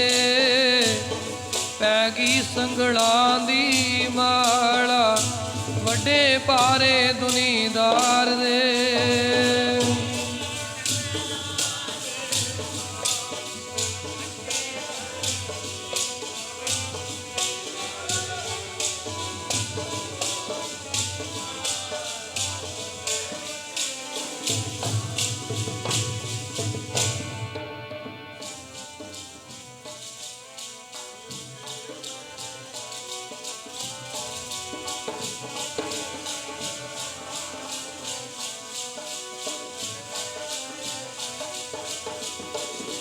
ਗਲ ਪੈ ਗਈ ਐ ਜਮਾਂ ਦੀ ਮਾਲਾ, ਗਲ ਪੈ ਗਈ ਐ ਜਮਾਂ ਵਾਲੀ ਮਾਲਾ।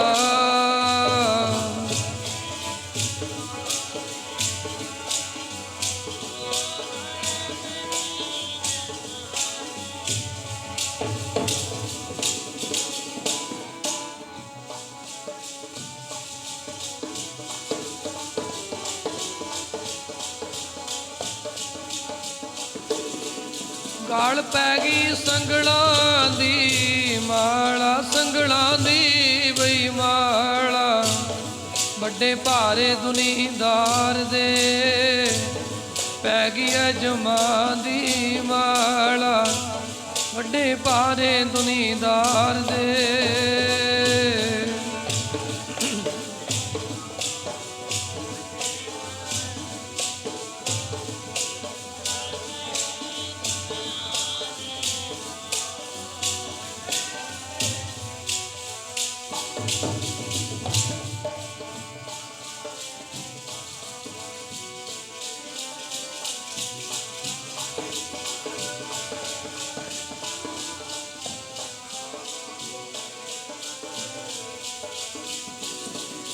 ਆਪੀ ਨੇ ਭੋਗ ਭੋਗ ਕੇ ਹੋਏ ਬਸਮੜ ਪੌਰ ਸਦਾ, ਵੱਡਾ ਹੋਆ ਦੁਨੀਦਾਰ ਗਲ ਸੰਗਲ ਕੱਤ ਚਲਾਇਆ। ਹੁਣ ਸਾਧ ਸੰਗਤ ਜੀ ਮੌਤ ਦੇ ਫਰਿਸ਼ਤੇ ਜਮਦੂਤ ਘੜੀਸ ਕੇ ਲੈ ਕੇ ਜਾ ਰਹੇ ਨੇ। ਕੂਕਾਂ ਪੈ ਰਹੀਆਂ, ਰੋ ਰਿਹਾ। ਕਿਉਂ ਰੋ ਰਿਹਾ ਸਾਧ ਸੰਗਤ ਜੀ? ਕਿਉਂਕਿ ਨਾਮ ਨਹੀਂ ਜਪਿਆ। ਤੇ ਸ੍ਰੀ ਗੁਰੂ ਗ੍ਰੰਥ ਸਾਹਿਬ ਮਹਾਰਾਜ ਦੀ ਬਾਣੀ ਕਹਿੰਦੀ ਹੈ ਕਿ ਜਮਾਂ ਦੀ ਜਿਹੜੀ ਮਾਰ ਹੈ ਉਹ ਸਾਧ ਸੰਗਤ ਦੀ ਝੱਲੀ ਨਹੀਂ ਜਾਂਦੀ। ਜਮਾਂ ਦੀ ਮਾਰ ਬਹੁਤ ਬੁਰੀ ਹੈ। ਜਦੋਂ ਜਮਾਂ ਦੀ ਮਾਰ ਪੈਂਦੀ ਤੇ ਸਾਧ ਸੰਗਤ ਜੀ ਬੰਦਾ ਰੋਂਦਾ ਹੈ, ਕੁਰਲਾਉਂਦਾ ਹੈ, ਫਿਰ ਪਛਤਾਉਂਦਾ ਹੈ ਕਿ ਕਿਉਂ ਨਹੀਂ ਮੈਂ ਨਾਮ ਜਪਿਆ। ਕਿਤੇ ਮੈਂ ਨਾਮ ਜਪਿਆ ਹੁੰਦਾ ਤੇ ਮੈਨੂੰ ਜਮਾਂ ਦੀ ਮਾਰ ਨਾ ਪੈਂਦੀ, ਮੈਂ ਜਮਾਂ ਦੀ ਮਾਰ ਤੋਂ ਬਚ ਜਾਂਦਾ।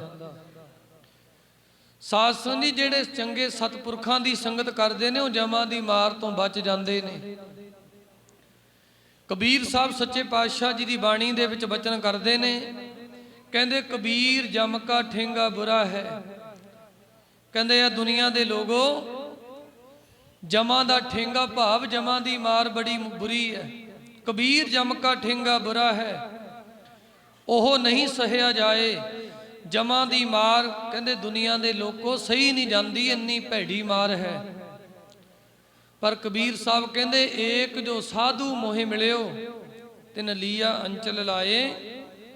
ਮੈਨੂੰ ਭਾਈ ਐਸੇ ਸਤਪੁਰਖਾਂ ਦਾ ਮਿਲਾਪ ਹੋ ਗਿਆ, ਮੈਨੂੰ ਐਸੇ ਸਾਧੂਆਂ ਦਾ ਮਿਲਾਪ ਹੋ ਗਿਆ, ਜਿਨ੍ਹਾਂ ਸਾਧੂਆਂ ਦੇ ਮਿਲਾਪ ਦੇ ਨਾਲ ਮੈਂ ਜਮਾਂ ਦੀ ਮਾਰ ਤੋਂ ਬਚ ਗਿਆ, ਮੈਂ ਜਮਾਂ ਦੀਆਂ ਫਾਹੀਆਂ ਤੋਂ ਬਚ ਗਿਆ, ਜਮਾਂ ਦੀ ਮਾਰ ਤੋਂ ਬਚ ਗਿਆ। ਨਹੀਂ ਤਾਂ ਭਗਤ ਕਬੀਰ ਜੀ ਕਹਿੰਦੇ ਜਮਾਂ ਦੀ ਮਾਰ ਭਾਈ ਝੱਲੀ ਨਹੀਂ ਜਾਂਦੀ, ਉਹ ਸਹਿਣੀ ਬੜੀ ਮੁਸ਼ਕਲ ਹੈ। ਇਸ ਕਰਕੇ ਗੁਰੂ ਵੀ ਸਾਨੂੰ ਸੱਚੇ ਪਾਤਸ਼ਾਹ ਵੀ ਸਮਝਾਉਂਦੇ ਨੇ ਕਿ ਭਾਈ ਜਮਾਂ ਦੀ ਬੁਰੀ ਮਾਰ ਹੈ, ਇਸ ਮਾਰ ਤੋਂ ਜੇਕਰ ਬਚਣਾ ਪਰਮੇਸ਼ਰ ਜੀ ਦਾ ਨਾਮ ਆਪਣੇ ਰਹਿੰਦੇ ਸਵਾਸਾਂ ਦੇ ਵਿੱਚ ਵਿੱਚ ਜਪ ਕੇ ਜਮਾਂ ਦੀ ਮਾਰ ਤੋਂ ਛੁਟਕਾਰਾ ਪਾ ਲਓ, ਨਹੀਂ ਤਾਂ ਜਮਾਂ ਦੀ ਮਾਰ ਝੱਲਣੀ ਬੜੀ ਔਖੀ ਹੈ।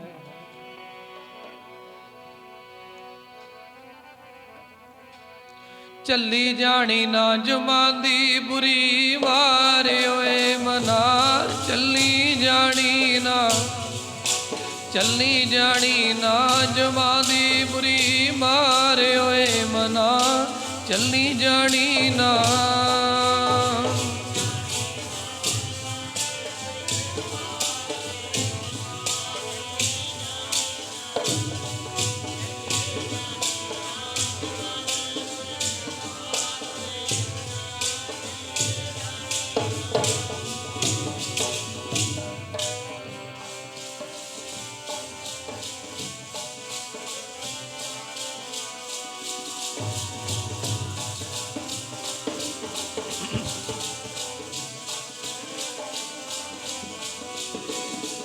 ਚੱਲੀ ਜਾਣੀ ਨਾ ਜਮਾਂ ਦੀ ਬੁਰੀ ਮਾਰ ਓਏ ਮਨਾ, ਚੱਲੀ ਜਾਣੀ ਨਾ, ਚੱਲੀ ਜਾਣੀ ਨਾ ਜਮਾਂ ਦੀ ਬੁਰੀ ਮਾਰ ਓਏ ਮਨਾ, ਚੱਲੀ ਜਾਣੀ ਨਾ।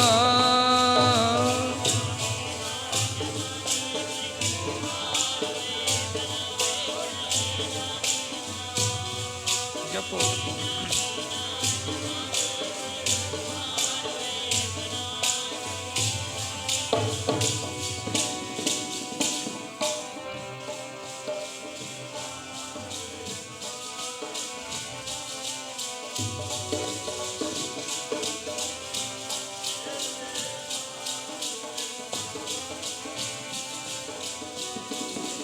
ਚੱਲੀ ਜਾਣੀ ਨਾ ਜਮਾਂ ਦੀ ਬੁਰੀ ਮਾਰ ਓਏ, ਚੱਲੀ ਜਾਣੀ ਨਾ ਜਮਾਂ ਦੀ ਬੁਰੀ ਮਾਰ ਓਏ।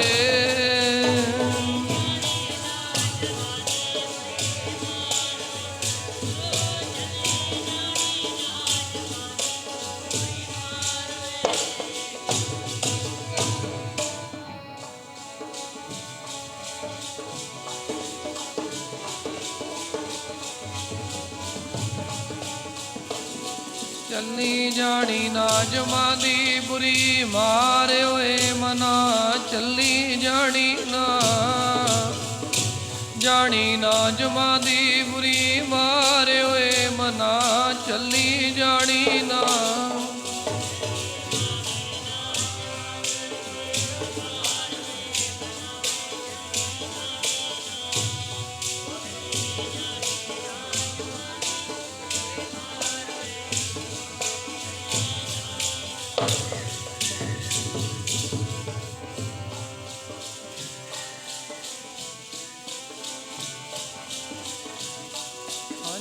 ਜਾਣੀ ਨਾ ਜਮਾਂ ਦੀ ਬੁਰੀ,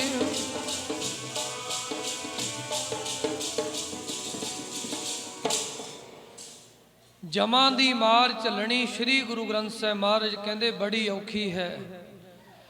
ਅੱਜ ਮਨੀਮ ਵੀ ਸਾਸਤਾਂ ਦੀ ਜਮਾਂ ਦੇ ਧੱਕੇ ਚੜਿਆ, ਜਮਾਂ ਦੀ ਮਾਰ ਝੱਲੀ ਨਹੀਂ ਜਾ ਰਹੀ। ਜਦੋਂ ਲੈ ਕੇ ਜਾ ਰਹੇ ਨੇ ਤੇ ਸਾਧ ਸੰਗਤ ਜੀ ਕੂਕਾਂ ਪੈ ਰਹੀਆਂ ਨੇ, ਰੋ ਰਿਹਾ, ਕੁਰਲਾ ਰਿਹਾ। ਜਿਹੜੇ ਨਾਮ ਨਹੀਂ ਜਪਦੇ ਜਦੋਂ ਉਹਨਾਂ ਨੂੰ ਮੌਤ ਆਉਂਦੀ ਹੈ ਸਾਧ ਸੰਗਤ ਜੀ, ਫਿਰ ਉਹ ਬੜੀ ਹੀ ਉਹਨਾਂ ਨੂੰ ਦੁੱਖ ਹੁੰਦਾ, ਤਕਲੀਫ ਹੁੰਦੀ ਹੈ। ਸਤਿਗੁਰੂ ਜੀ ਕਹਿੰਦੇ ਨੇ ਜਿੰਦ ਨਿਮਾਣੀ ਕੱਢੀਏ ਹੱਡਾਂ ਕੂਕੜਕਾਏ। ਨਾਮ ਨਾ ਜਪਣ ਵਾਲਿਆਂ ਨੂੰ ਸਾਧ ਸੰਗਤ ਜੀ ਜਦੋਂ ਮੌਤ ਆਉਂਦੀ ਹੈ ਤੇ ਬੜਾ ਦੁੱਖ ਹੁੰਦਾ ਹੈ। ਐਸੇ ਹਾਲਾਤ ਉਸ ਮੁਨੀਮ ਦੇ ਬਣੇ। ਜਦੋਂ ਜਮਦੂਤ ਲੈ ਕੇ ਜਾ ਰਹੇ ਸੀ ਤੇ ਰਾਹ ਦੇ ਵਿੱਚ ਕੂਕਾਂ ਪੈ ਰਹੀਆਂ, ਰਾਤ ਦਾ ਸਮਾਂ। ਜੱਲਣ ਭਗਤ ਜੀ ਸਾਧ ਸੰਗਤ ਜੀ ਸਮਾਧੀ ਅਵਸਥਾ ਦੇ ਵਿੱਚ ਬੈਠੇ ਨੇ। ਜਦੋਂ ਆਵਾਜ਼ਾਂ ਸੁਣੀਆਂ ਵੀ ਇਹ ਰੋਣ ਦੀਆਂ ਆਵਾਜ਼ਾਂ ਕਿੱਧਰੋਂ ਆ ਰਹੀਆਂ, ਜਦੋਂ ਸਾਧ ਸੰਗਤ ਜੀ ਅੱਖਾਂ ਖੋਲ ਕੇ ਵੇਖਿਆ, ਉਸੇ ਮੁਨੀਮ ਨੂੰ ਜਮਦੂਤ ਲੈ ਕੇ ਜਾ ਰਹੇ ਸੀ ਜਿਸ ਮੁਨੀਮ ਨੂੰ ਭਗਤ ਜੀ ਕਹਿੰਦੇ ਸੀ ਵੀ ਨਾਮ ਜਪ ਲਿਆ ਕਰ। ਉਹਨਾਂ ਮੌਤ ਦੇ ਫਰਿਸ਼ਤੇ ਜਮਦੂਤਾਂ ਨੂੰ ਰੋਕ ਕੇ ਭਗਤ ਜੱਲਣ ਜੀ ਕਹਿਣ ਲੱਗੇ, ਕਹਿੰਦੇ ਭਾਈ ਇਸ ਬੰਦੇ ਨੂੰ ਕਿੱਥੇ ਲੈ ਕੇ ਚੱਲੇ ਹੋ? ਉਹ ਕਹਿਣ ਲੱਗੇ ਇਹਨੂੰ ਧਰਮਰਾਜੇ ਦੀ ਕਚਹਿਰੀ ਵਿੱਚ ਲੈ ਕੇ ਚੱਲੇ ਨੇ, ਇਹਦੀ ਮੌਤ ਆ ਗਈ ਹੈ। ਤੇ ਜੱਲਣ ਭਗਤ ਜੀ ਉਹਨਾਂ ਮੌਤ ਦੇ ਫਰਿਸ਼ਤੇ ਜਮਦੂਤਾਂ ਨੂੰ ਕਹਿਣ ਲੱਗੇ, ਕਹਿੰਦੇ ਜਦੋਂ ਧਰਮਰਾਜੇ ਦੀ ਕਚਹਿਰੀ ਦੇ ਵਿੱਚ ਇਸ ਦਾ ਲੇਖਾ ਜੋਖਾ ਹੋਵੇਗਾ ਤਾਂ ਧਰਮਰਾਜੇ ਨੂੰ ਸਾਡਾ ਇੱਕ ਸੁਨੇਹਾ ਦੇ ਦਿਓ। ਧਰਮਰਾਜੇ ਨੂੰ ਆਖ ਦਿਓ ਕਿ ਜਿਹੜਾ ਇਹ ਮੁਨੀਮ ਹੈ, ਇਸ ਮੁਨੀਮ ਦਾ ਲੇਖਾ ਜੋਖਾ ਵੇਖ ਕੇ ਕਰਿਓ, ਕਿਉਂਕਿ ਇਹ ਜੱਲਣ ਭਗਤ ਜੀ ਨੂੰ ਜੀ ਕਹਿ ਕੇ ਬੁਲਾਉਂਦਾ ਹੁੰਦਾ ਸੀ। ਭਗਤ ਜੱਲਣ ਜੀ ਕਹਿੰਦੇ ਧਰਮਰਾਜੇ ਨੂੰ ਸਾਡਾ ਇਹ ਸੁਨੇਹਾ ਦੇ ਦਿਓ। ਜਦੋਂ ਗਏ ਸਾਧ ਸੰਗਤ ਜੀ ਧਰਮਰਾਜੇ ਦੀ ਕਚਹਿਰੀ ਦੇ ਵਿੱਚ, ਧਰਮਰਾਜੇ ਦੀ ਕਚਹਿਰੀ ਦੇ ਵਿੱਚ ਪੇਸ਼ੀ ਹੋਈ।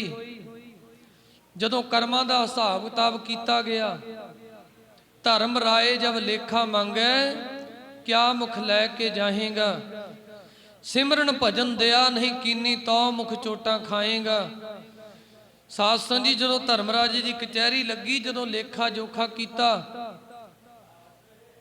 ਤੇ ਜਦੋਂ ਲੇਖਾ ਜੋਖਾ ਕੀਤਾ ਤੇ ਵਿੱਚੋਂ ਕੀ ਨਿਕਲਿਆ ਕਿ ਇਸ ਬੰਦੇ ਨੇ ਸਾਰੀ ਜ਼ਿੰਦਗੀ ਕੋਈ ਚੰਗਾ ਕੰਮ ਨਹੀਂ ਕੀਤਾ, ਸਗੋਂ ਲੋਕਾਂ ਨੂੰ ਮਾੜੇ ਬਚਨ, ਫਿੱਕੇ ਬਚਨ ਬੋਲਦਾ ਰਿਹਾ, ਕਦੇ ਵੀ ਧਰਮ ਦਾ ਕਰਮ ਨਹੀਂ ਕੀਤਾ। ਧਰਮਰਾਜਾ ਕਹਿੰਦਾ ਵੀ ਇਹਨੂੰ ਨਰਕਾਂ 'ਚ ਸੁੱਟ ਦਿਓ ਜਾ ਕੇ। ਕਿਉਂ ਸੁੱਟੋ? ਕਿਉਂਕਿ ਇਹਨੇ ਚੰਗਾ ਕਰਮ ਨਹੀਂ ਕੀਤਾ। ਜਦੋਂ ਸਾਧ ਸੰਗਤ ਜੀ ਪਕੜ ਕੇ ਉਹਨੂੰ ਨਰਕਾਂ ਵਿੱਚ ਸੁੱਟਣ ਲੱਗੇ, ਉਹ ਜਮਦੂਤ ਜਿਹੜੇ ਲੈ ਕੇ ਗਏ ਸੀ ਧਰਮਰਾਜੇ ਨੂੰ ਕਹਿਣ ਲੱਗੇ, ਕਹਿੰਦੇ ਸਾਨੂੰ ਇੱਕ ਜੱਲਣ ਭਗਤ ਜੀ ਨੇ ਸੁਨੇਹਾ ਲਾਇਆ। ਸਾਧ ਸੰਗਤ ਜੀ ਜਦੋਂ ਜੱਲਣ ਭਗਤ ਜੀ ਦਾ ਨਾਮ ਧਰਮਰਾਜੇ ਨੇ ਸੁਣਿਆ, ਆਪਣੇ ਸਿੰਘਾਸਨ ਤੋਂ ਖੜਾ ਹੋ ਗਿਆ ਧਰਮਰਾਜਾ, ਹੱਥ ਜੋੜ ਲਏ। ਹੱਥ ਜੋੜ ਕੇ ਧਰਮਰਾਜਾ ਕਹਿਣ ਲੱਗਿਆ ਜੱਲਣ ਭਗਤ ਜੀ ਨੇ ਕੀ ਸੁਨੇਹਾ ਲਾਇਆ? ਤੇ ਉਹ ਜਮਦੂਤ ਕਹਿਣ ਲੱਗੇ ਸਾਨੂੰ ਸੁਨੇਹਾ ਇਹ ਲਾਇਆ ਕਿ ਜਦੋਂ ਇਸ ਬੰਦੇ ਦਾ ਧਰਮਰਾਜੇ ਦੀ ਕਚਹਿਰੀ ਦੇ ਵਿੱਚ ਲੇਖਾ ਜੋਖਾ ਹੋਵੇਗਾ, ਸਾਨੂੰ ਜੱਲਣ ਜੀ ਨੇ ਕਿਹਾ ਕਿ ਧਰਮਰਾਜੇ ਨੂੰ ਕਹਿ ਦਿਓ ਇਹ ਬੰਦਾ ਸਾਨੂੰ ਜੀ ਕਹਿ ਕੇ ਬੁਲਾਉਂਦਾ ਹੁੰਦਾ ਸੀ, ਇਹਦਾ ਲੇਖਾ ਜੋਖਾ ਵੇਖ ਕੇ ਕਰਿਓ। ਤੇ ਜਦੋਂ ਸਾਧ ਸੰਗਤ ਜੀ ਧਰਮਰਾਜੇ ਨੇ ਇਹ ਗੱਲ ਸੁਣੀ ਤੇ ਧਰਮਰਾਜਾ ਕਹਿਣ ਲੱਗਿਆ ਜੇ ਜੱਲਣ ਭਗਤ ਜੀ ਨੇ ਕਿਹਾ ਹੈ ਨਾ ਵੀ ਇਹਦਾ ਲੇਖਾ ਜੋਖਾ ਵੇਖ ਕੇ ਕਰਿਓ, ਕਿਉਂਕਿ ਇਹ ਸਾਨੂੰ ਜੀ ਕਹਿ ਕੇ ਬੁਲਾਉਂਦਾ ਹੁੰਦਾ ਸੀ, ਤੇ ਧਰਮਰਾਜਾ ਕਹਿੰਦਾ ਅਸੀਂ ਕੌਣ ਹੁੰਦੇ ਆ ਇਹਨੂੰ ਨਰਕਾਂ 'ਚ ਸੁੱਟਣ ਵਾਲੇ, ਜਾਓ ਇਹਨੂੰ ਸਵਰਗਾਂ 'ਚ ਭੇਜ ਦਿਓ। ਸਾਧ ਸੰਗਤ ਜੀ ਆਪਾਂ ਸ਼ਬਦ ਪੜਿਆ ਸੀ, ਧਰਮ ਰਾਏ ਅਬ ਕਹਾਂ ਕਰੈ ਗੋ ਜੋ ਫਾਟਿਓ ਸਗਲੋ ਲੇਖਾ। ਜਿਨ੍ਹਾਂ ਦਾ ਲੇਖਾ ਸਤਿਪੁਰਖ ਪਾੜ ਦਿੰਦੇ ਨੇ, ਜਿਨ੍ਹਾਂ ਨੂੰ ਸਤਿਪੁਰਖਾਂ ਦੀ ਸੰਗਤ ਹੋ ਜਾਂਦੀ ਹੈ, ਉਹਨਾਂ ਦਾ ਲੇਖਾ ਜੋਖਾ ਸਾਧ ਸੰਗਤ ਜੀ ਫਟ ਜਾਂਦਾ ਹੈ। ਧਰਮ ਰਾਏ ਅਬ ਕਹਾਂ ਕਰੈ ਗੋ ਜੋ ਫਾਟਿਓ ਸਗਲੋ ਲੇਖਾ। ਧਰਮ ਰਾਜਾ ਕਹਿੰਦਾ ਅਸੀਂ ਕੌਣ ਹੁੰਦੇ ਆ ਨਰਕਾਂ 'ਚ ਸੁੱਟਣ ਵਾਲੇ, ਜਾਓ ਸਵਰਗਾਪੁਰੀ 'ਚ ਭੇਜ ਦਿਓ। ਸਾਧ ਸੰਗਤ ਜੀ ਜਿਹੜਾ ਬੰਦਾ ਨਰਕਾਂ ਦਾ ਅਧਿਕਾਰੀ ਸੀ, ਇੱਕ ਮਹਾਂਪੁਰਖਾਂ ਨੂੰ ਜੀ ਕਹਿਣ ਦੇ ਕਰਕੇ ਸਾਧ ਸੰਗਤ ਜੀ ਨਰਕਾਂ ਤੋਂ ਬਚ ਗਿਆ। ਕੇਵਲ ਤੇ ਕੇਵਲ ਜੀ ਹੀ ਕਹਿੰਦਾ ਸੀ ਉਹਨਾਂ ਸਤਿਪੁਰਖਾਂ ਨੂੰ, ਜੇ ਕਿਤੇ ਨਾਮ ਜਪ ਲੈਂਦਾ ਸੱਚਖੰਡ ਚਲਾ ਜਾਂਦਾ। ਜੀ ਕਹਿਣ ਦੇ ਨਾਲ ਛੁਟਕਾਰਾ ਹੋ ਗਿਆ। ਸਤਿਗੁਰੂ ਸ੍ਰੀ ਗੁਰੂ ਗ੍ਰੰਥ ਸਾਹਿਬ ਮਹਾਰਾਜ ਸੱਚੇ ਪਾਤਸ਼ਾਹ ਕਹਿੰਦੇ ਨੇ ਸਾਧ ਸੰਗ ਧਰਮ ਰਾਏ ਕਰੇ ਸੇਵਾ, ਸਾਧ ਕੇ ਸੰਗ ਸੋਭਾ ਸੁਰਦੇਵਾ ਧਰਮ ਰਾਜਾ ਵੀ ਉਹਨਾਂ ਦੀ ਸੇਵਾ ਕਰਦਾ ਫਿਰਦਾ, ਜਿਹੜੇ ਮਹਾਂਪੁਰਖਾਂ ਦੀ ਸੰਗਤ ਕਰਦੇ ਐ। ਇਸ ਤਰ੍ਹਾਂ ਗੁਰਬਾਣੀ ਨੇ ਫਰਮਾਨ ਕੀਤਾ ਹੈ, ਧਰਮ ਰਾਜਾ ਵੀ ਕਰੂਗਾ ਸੇਵਾ ਸੰਤਾਂ ਦੇ ਸੰਗੀਆਂ ਦੀ, ਰਾਜਾ ਵੀ ਕਰੂਗਾ ਸੇਵਾ ਸੰਤਾਂ ਦੇ ਸੰਗੀਆਂ ਦੀ।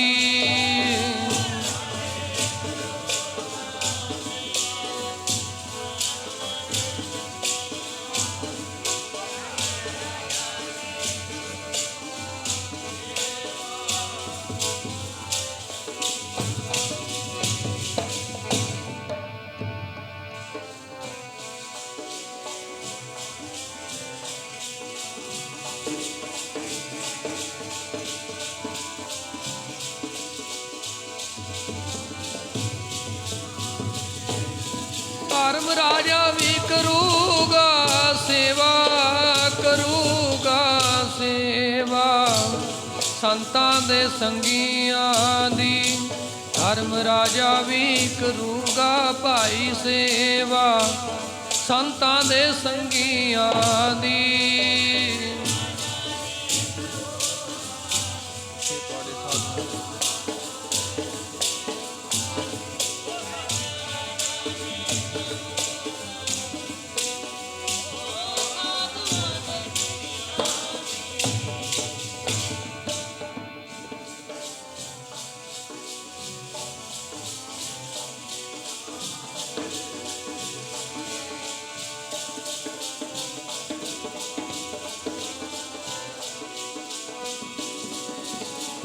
ਸੰਤਾਂ ਦੇ ਜੀ ਸੰਗੀਆਂ ਦੀ, ਸਾਧੂਆਂ ਦੇ ਜੀ ਸੰਗੀਆਂ ਦੀ।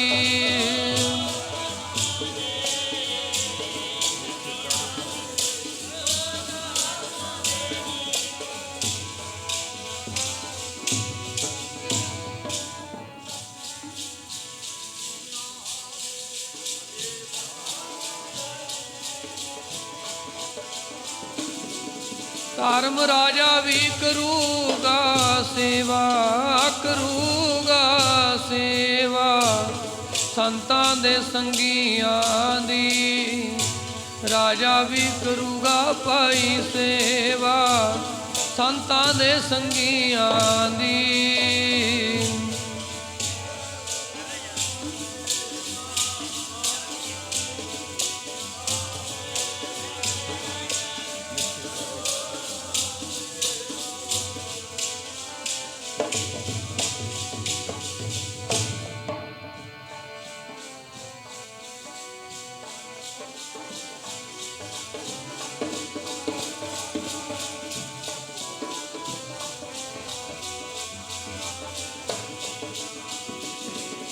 संतन मोह को पूंजी सौंपी तो उतरिया मन का धोखा, धर्म राय अब कहाँ करे गो जो फाटियो सगलो लेखा।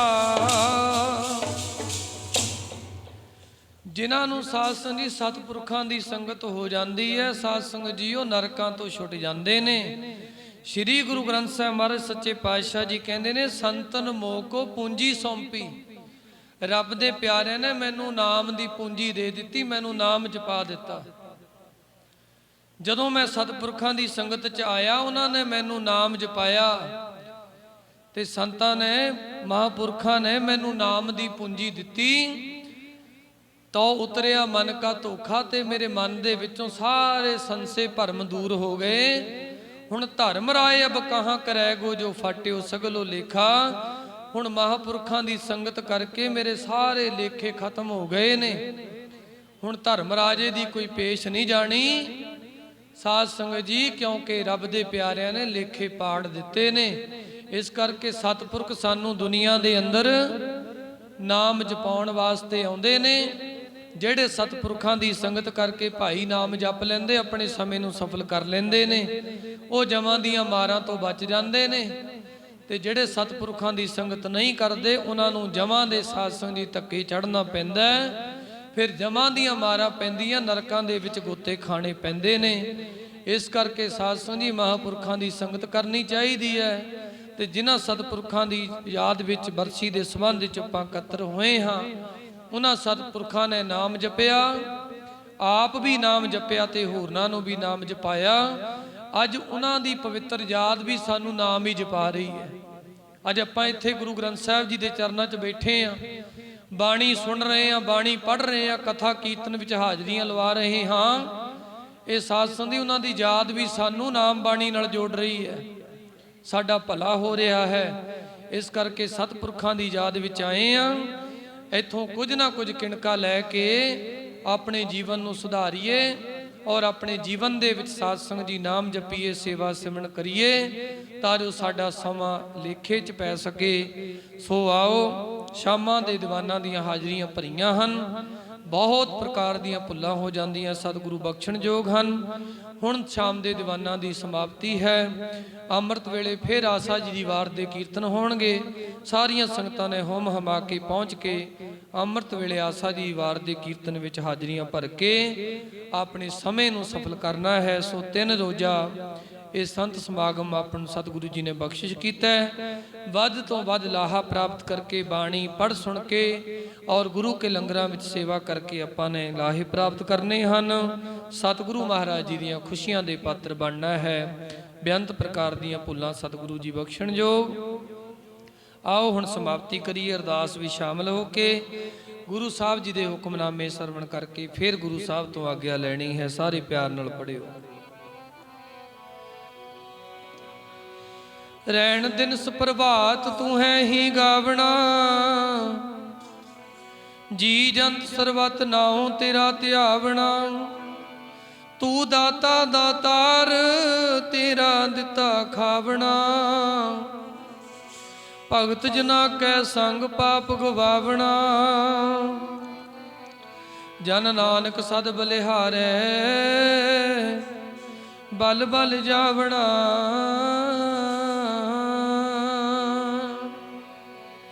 ਸ਼ਲੋਕ ਪਵਣੇ ਗੁਰੂ ਪਾਣੀ ਪਿਤਾ ਮਾਤਾ ਤਰਤ ਮਹਤ, ਦਿਵਸ ਰਾਤ ਦੋਇ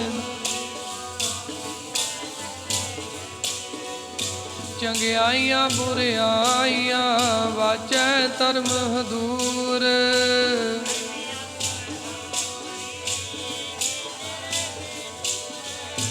ਜਿਨੀ ਨਾਮ ਧਿਆਇਆ ਗਏ ਮਸਕਤ ਕਾਲ।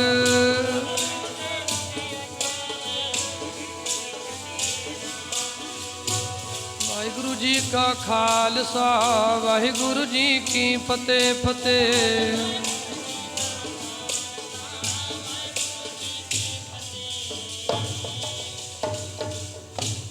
ਵਾਹਿਗੁਰੂ ਜੀ ਕਾ ਖਾਲਸਾ ਵਾਹਿਗੁਰੂ ਜੀ ਕੀ ਫਤਿਹ।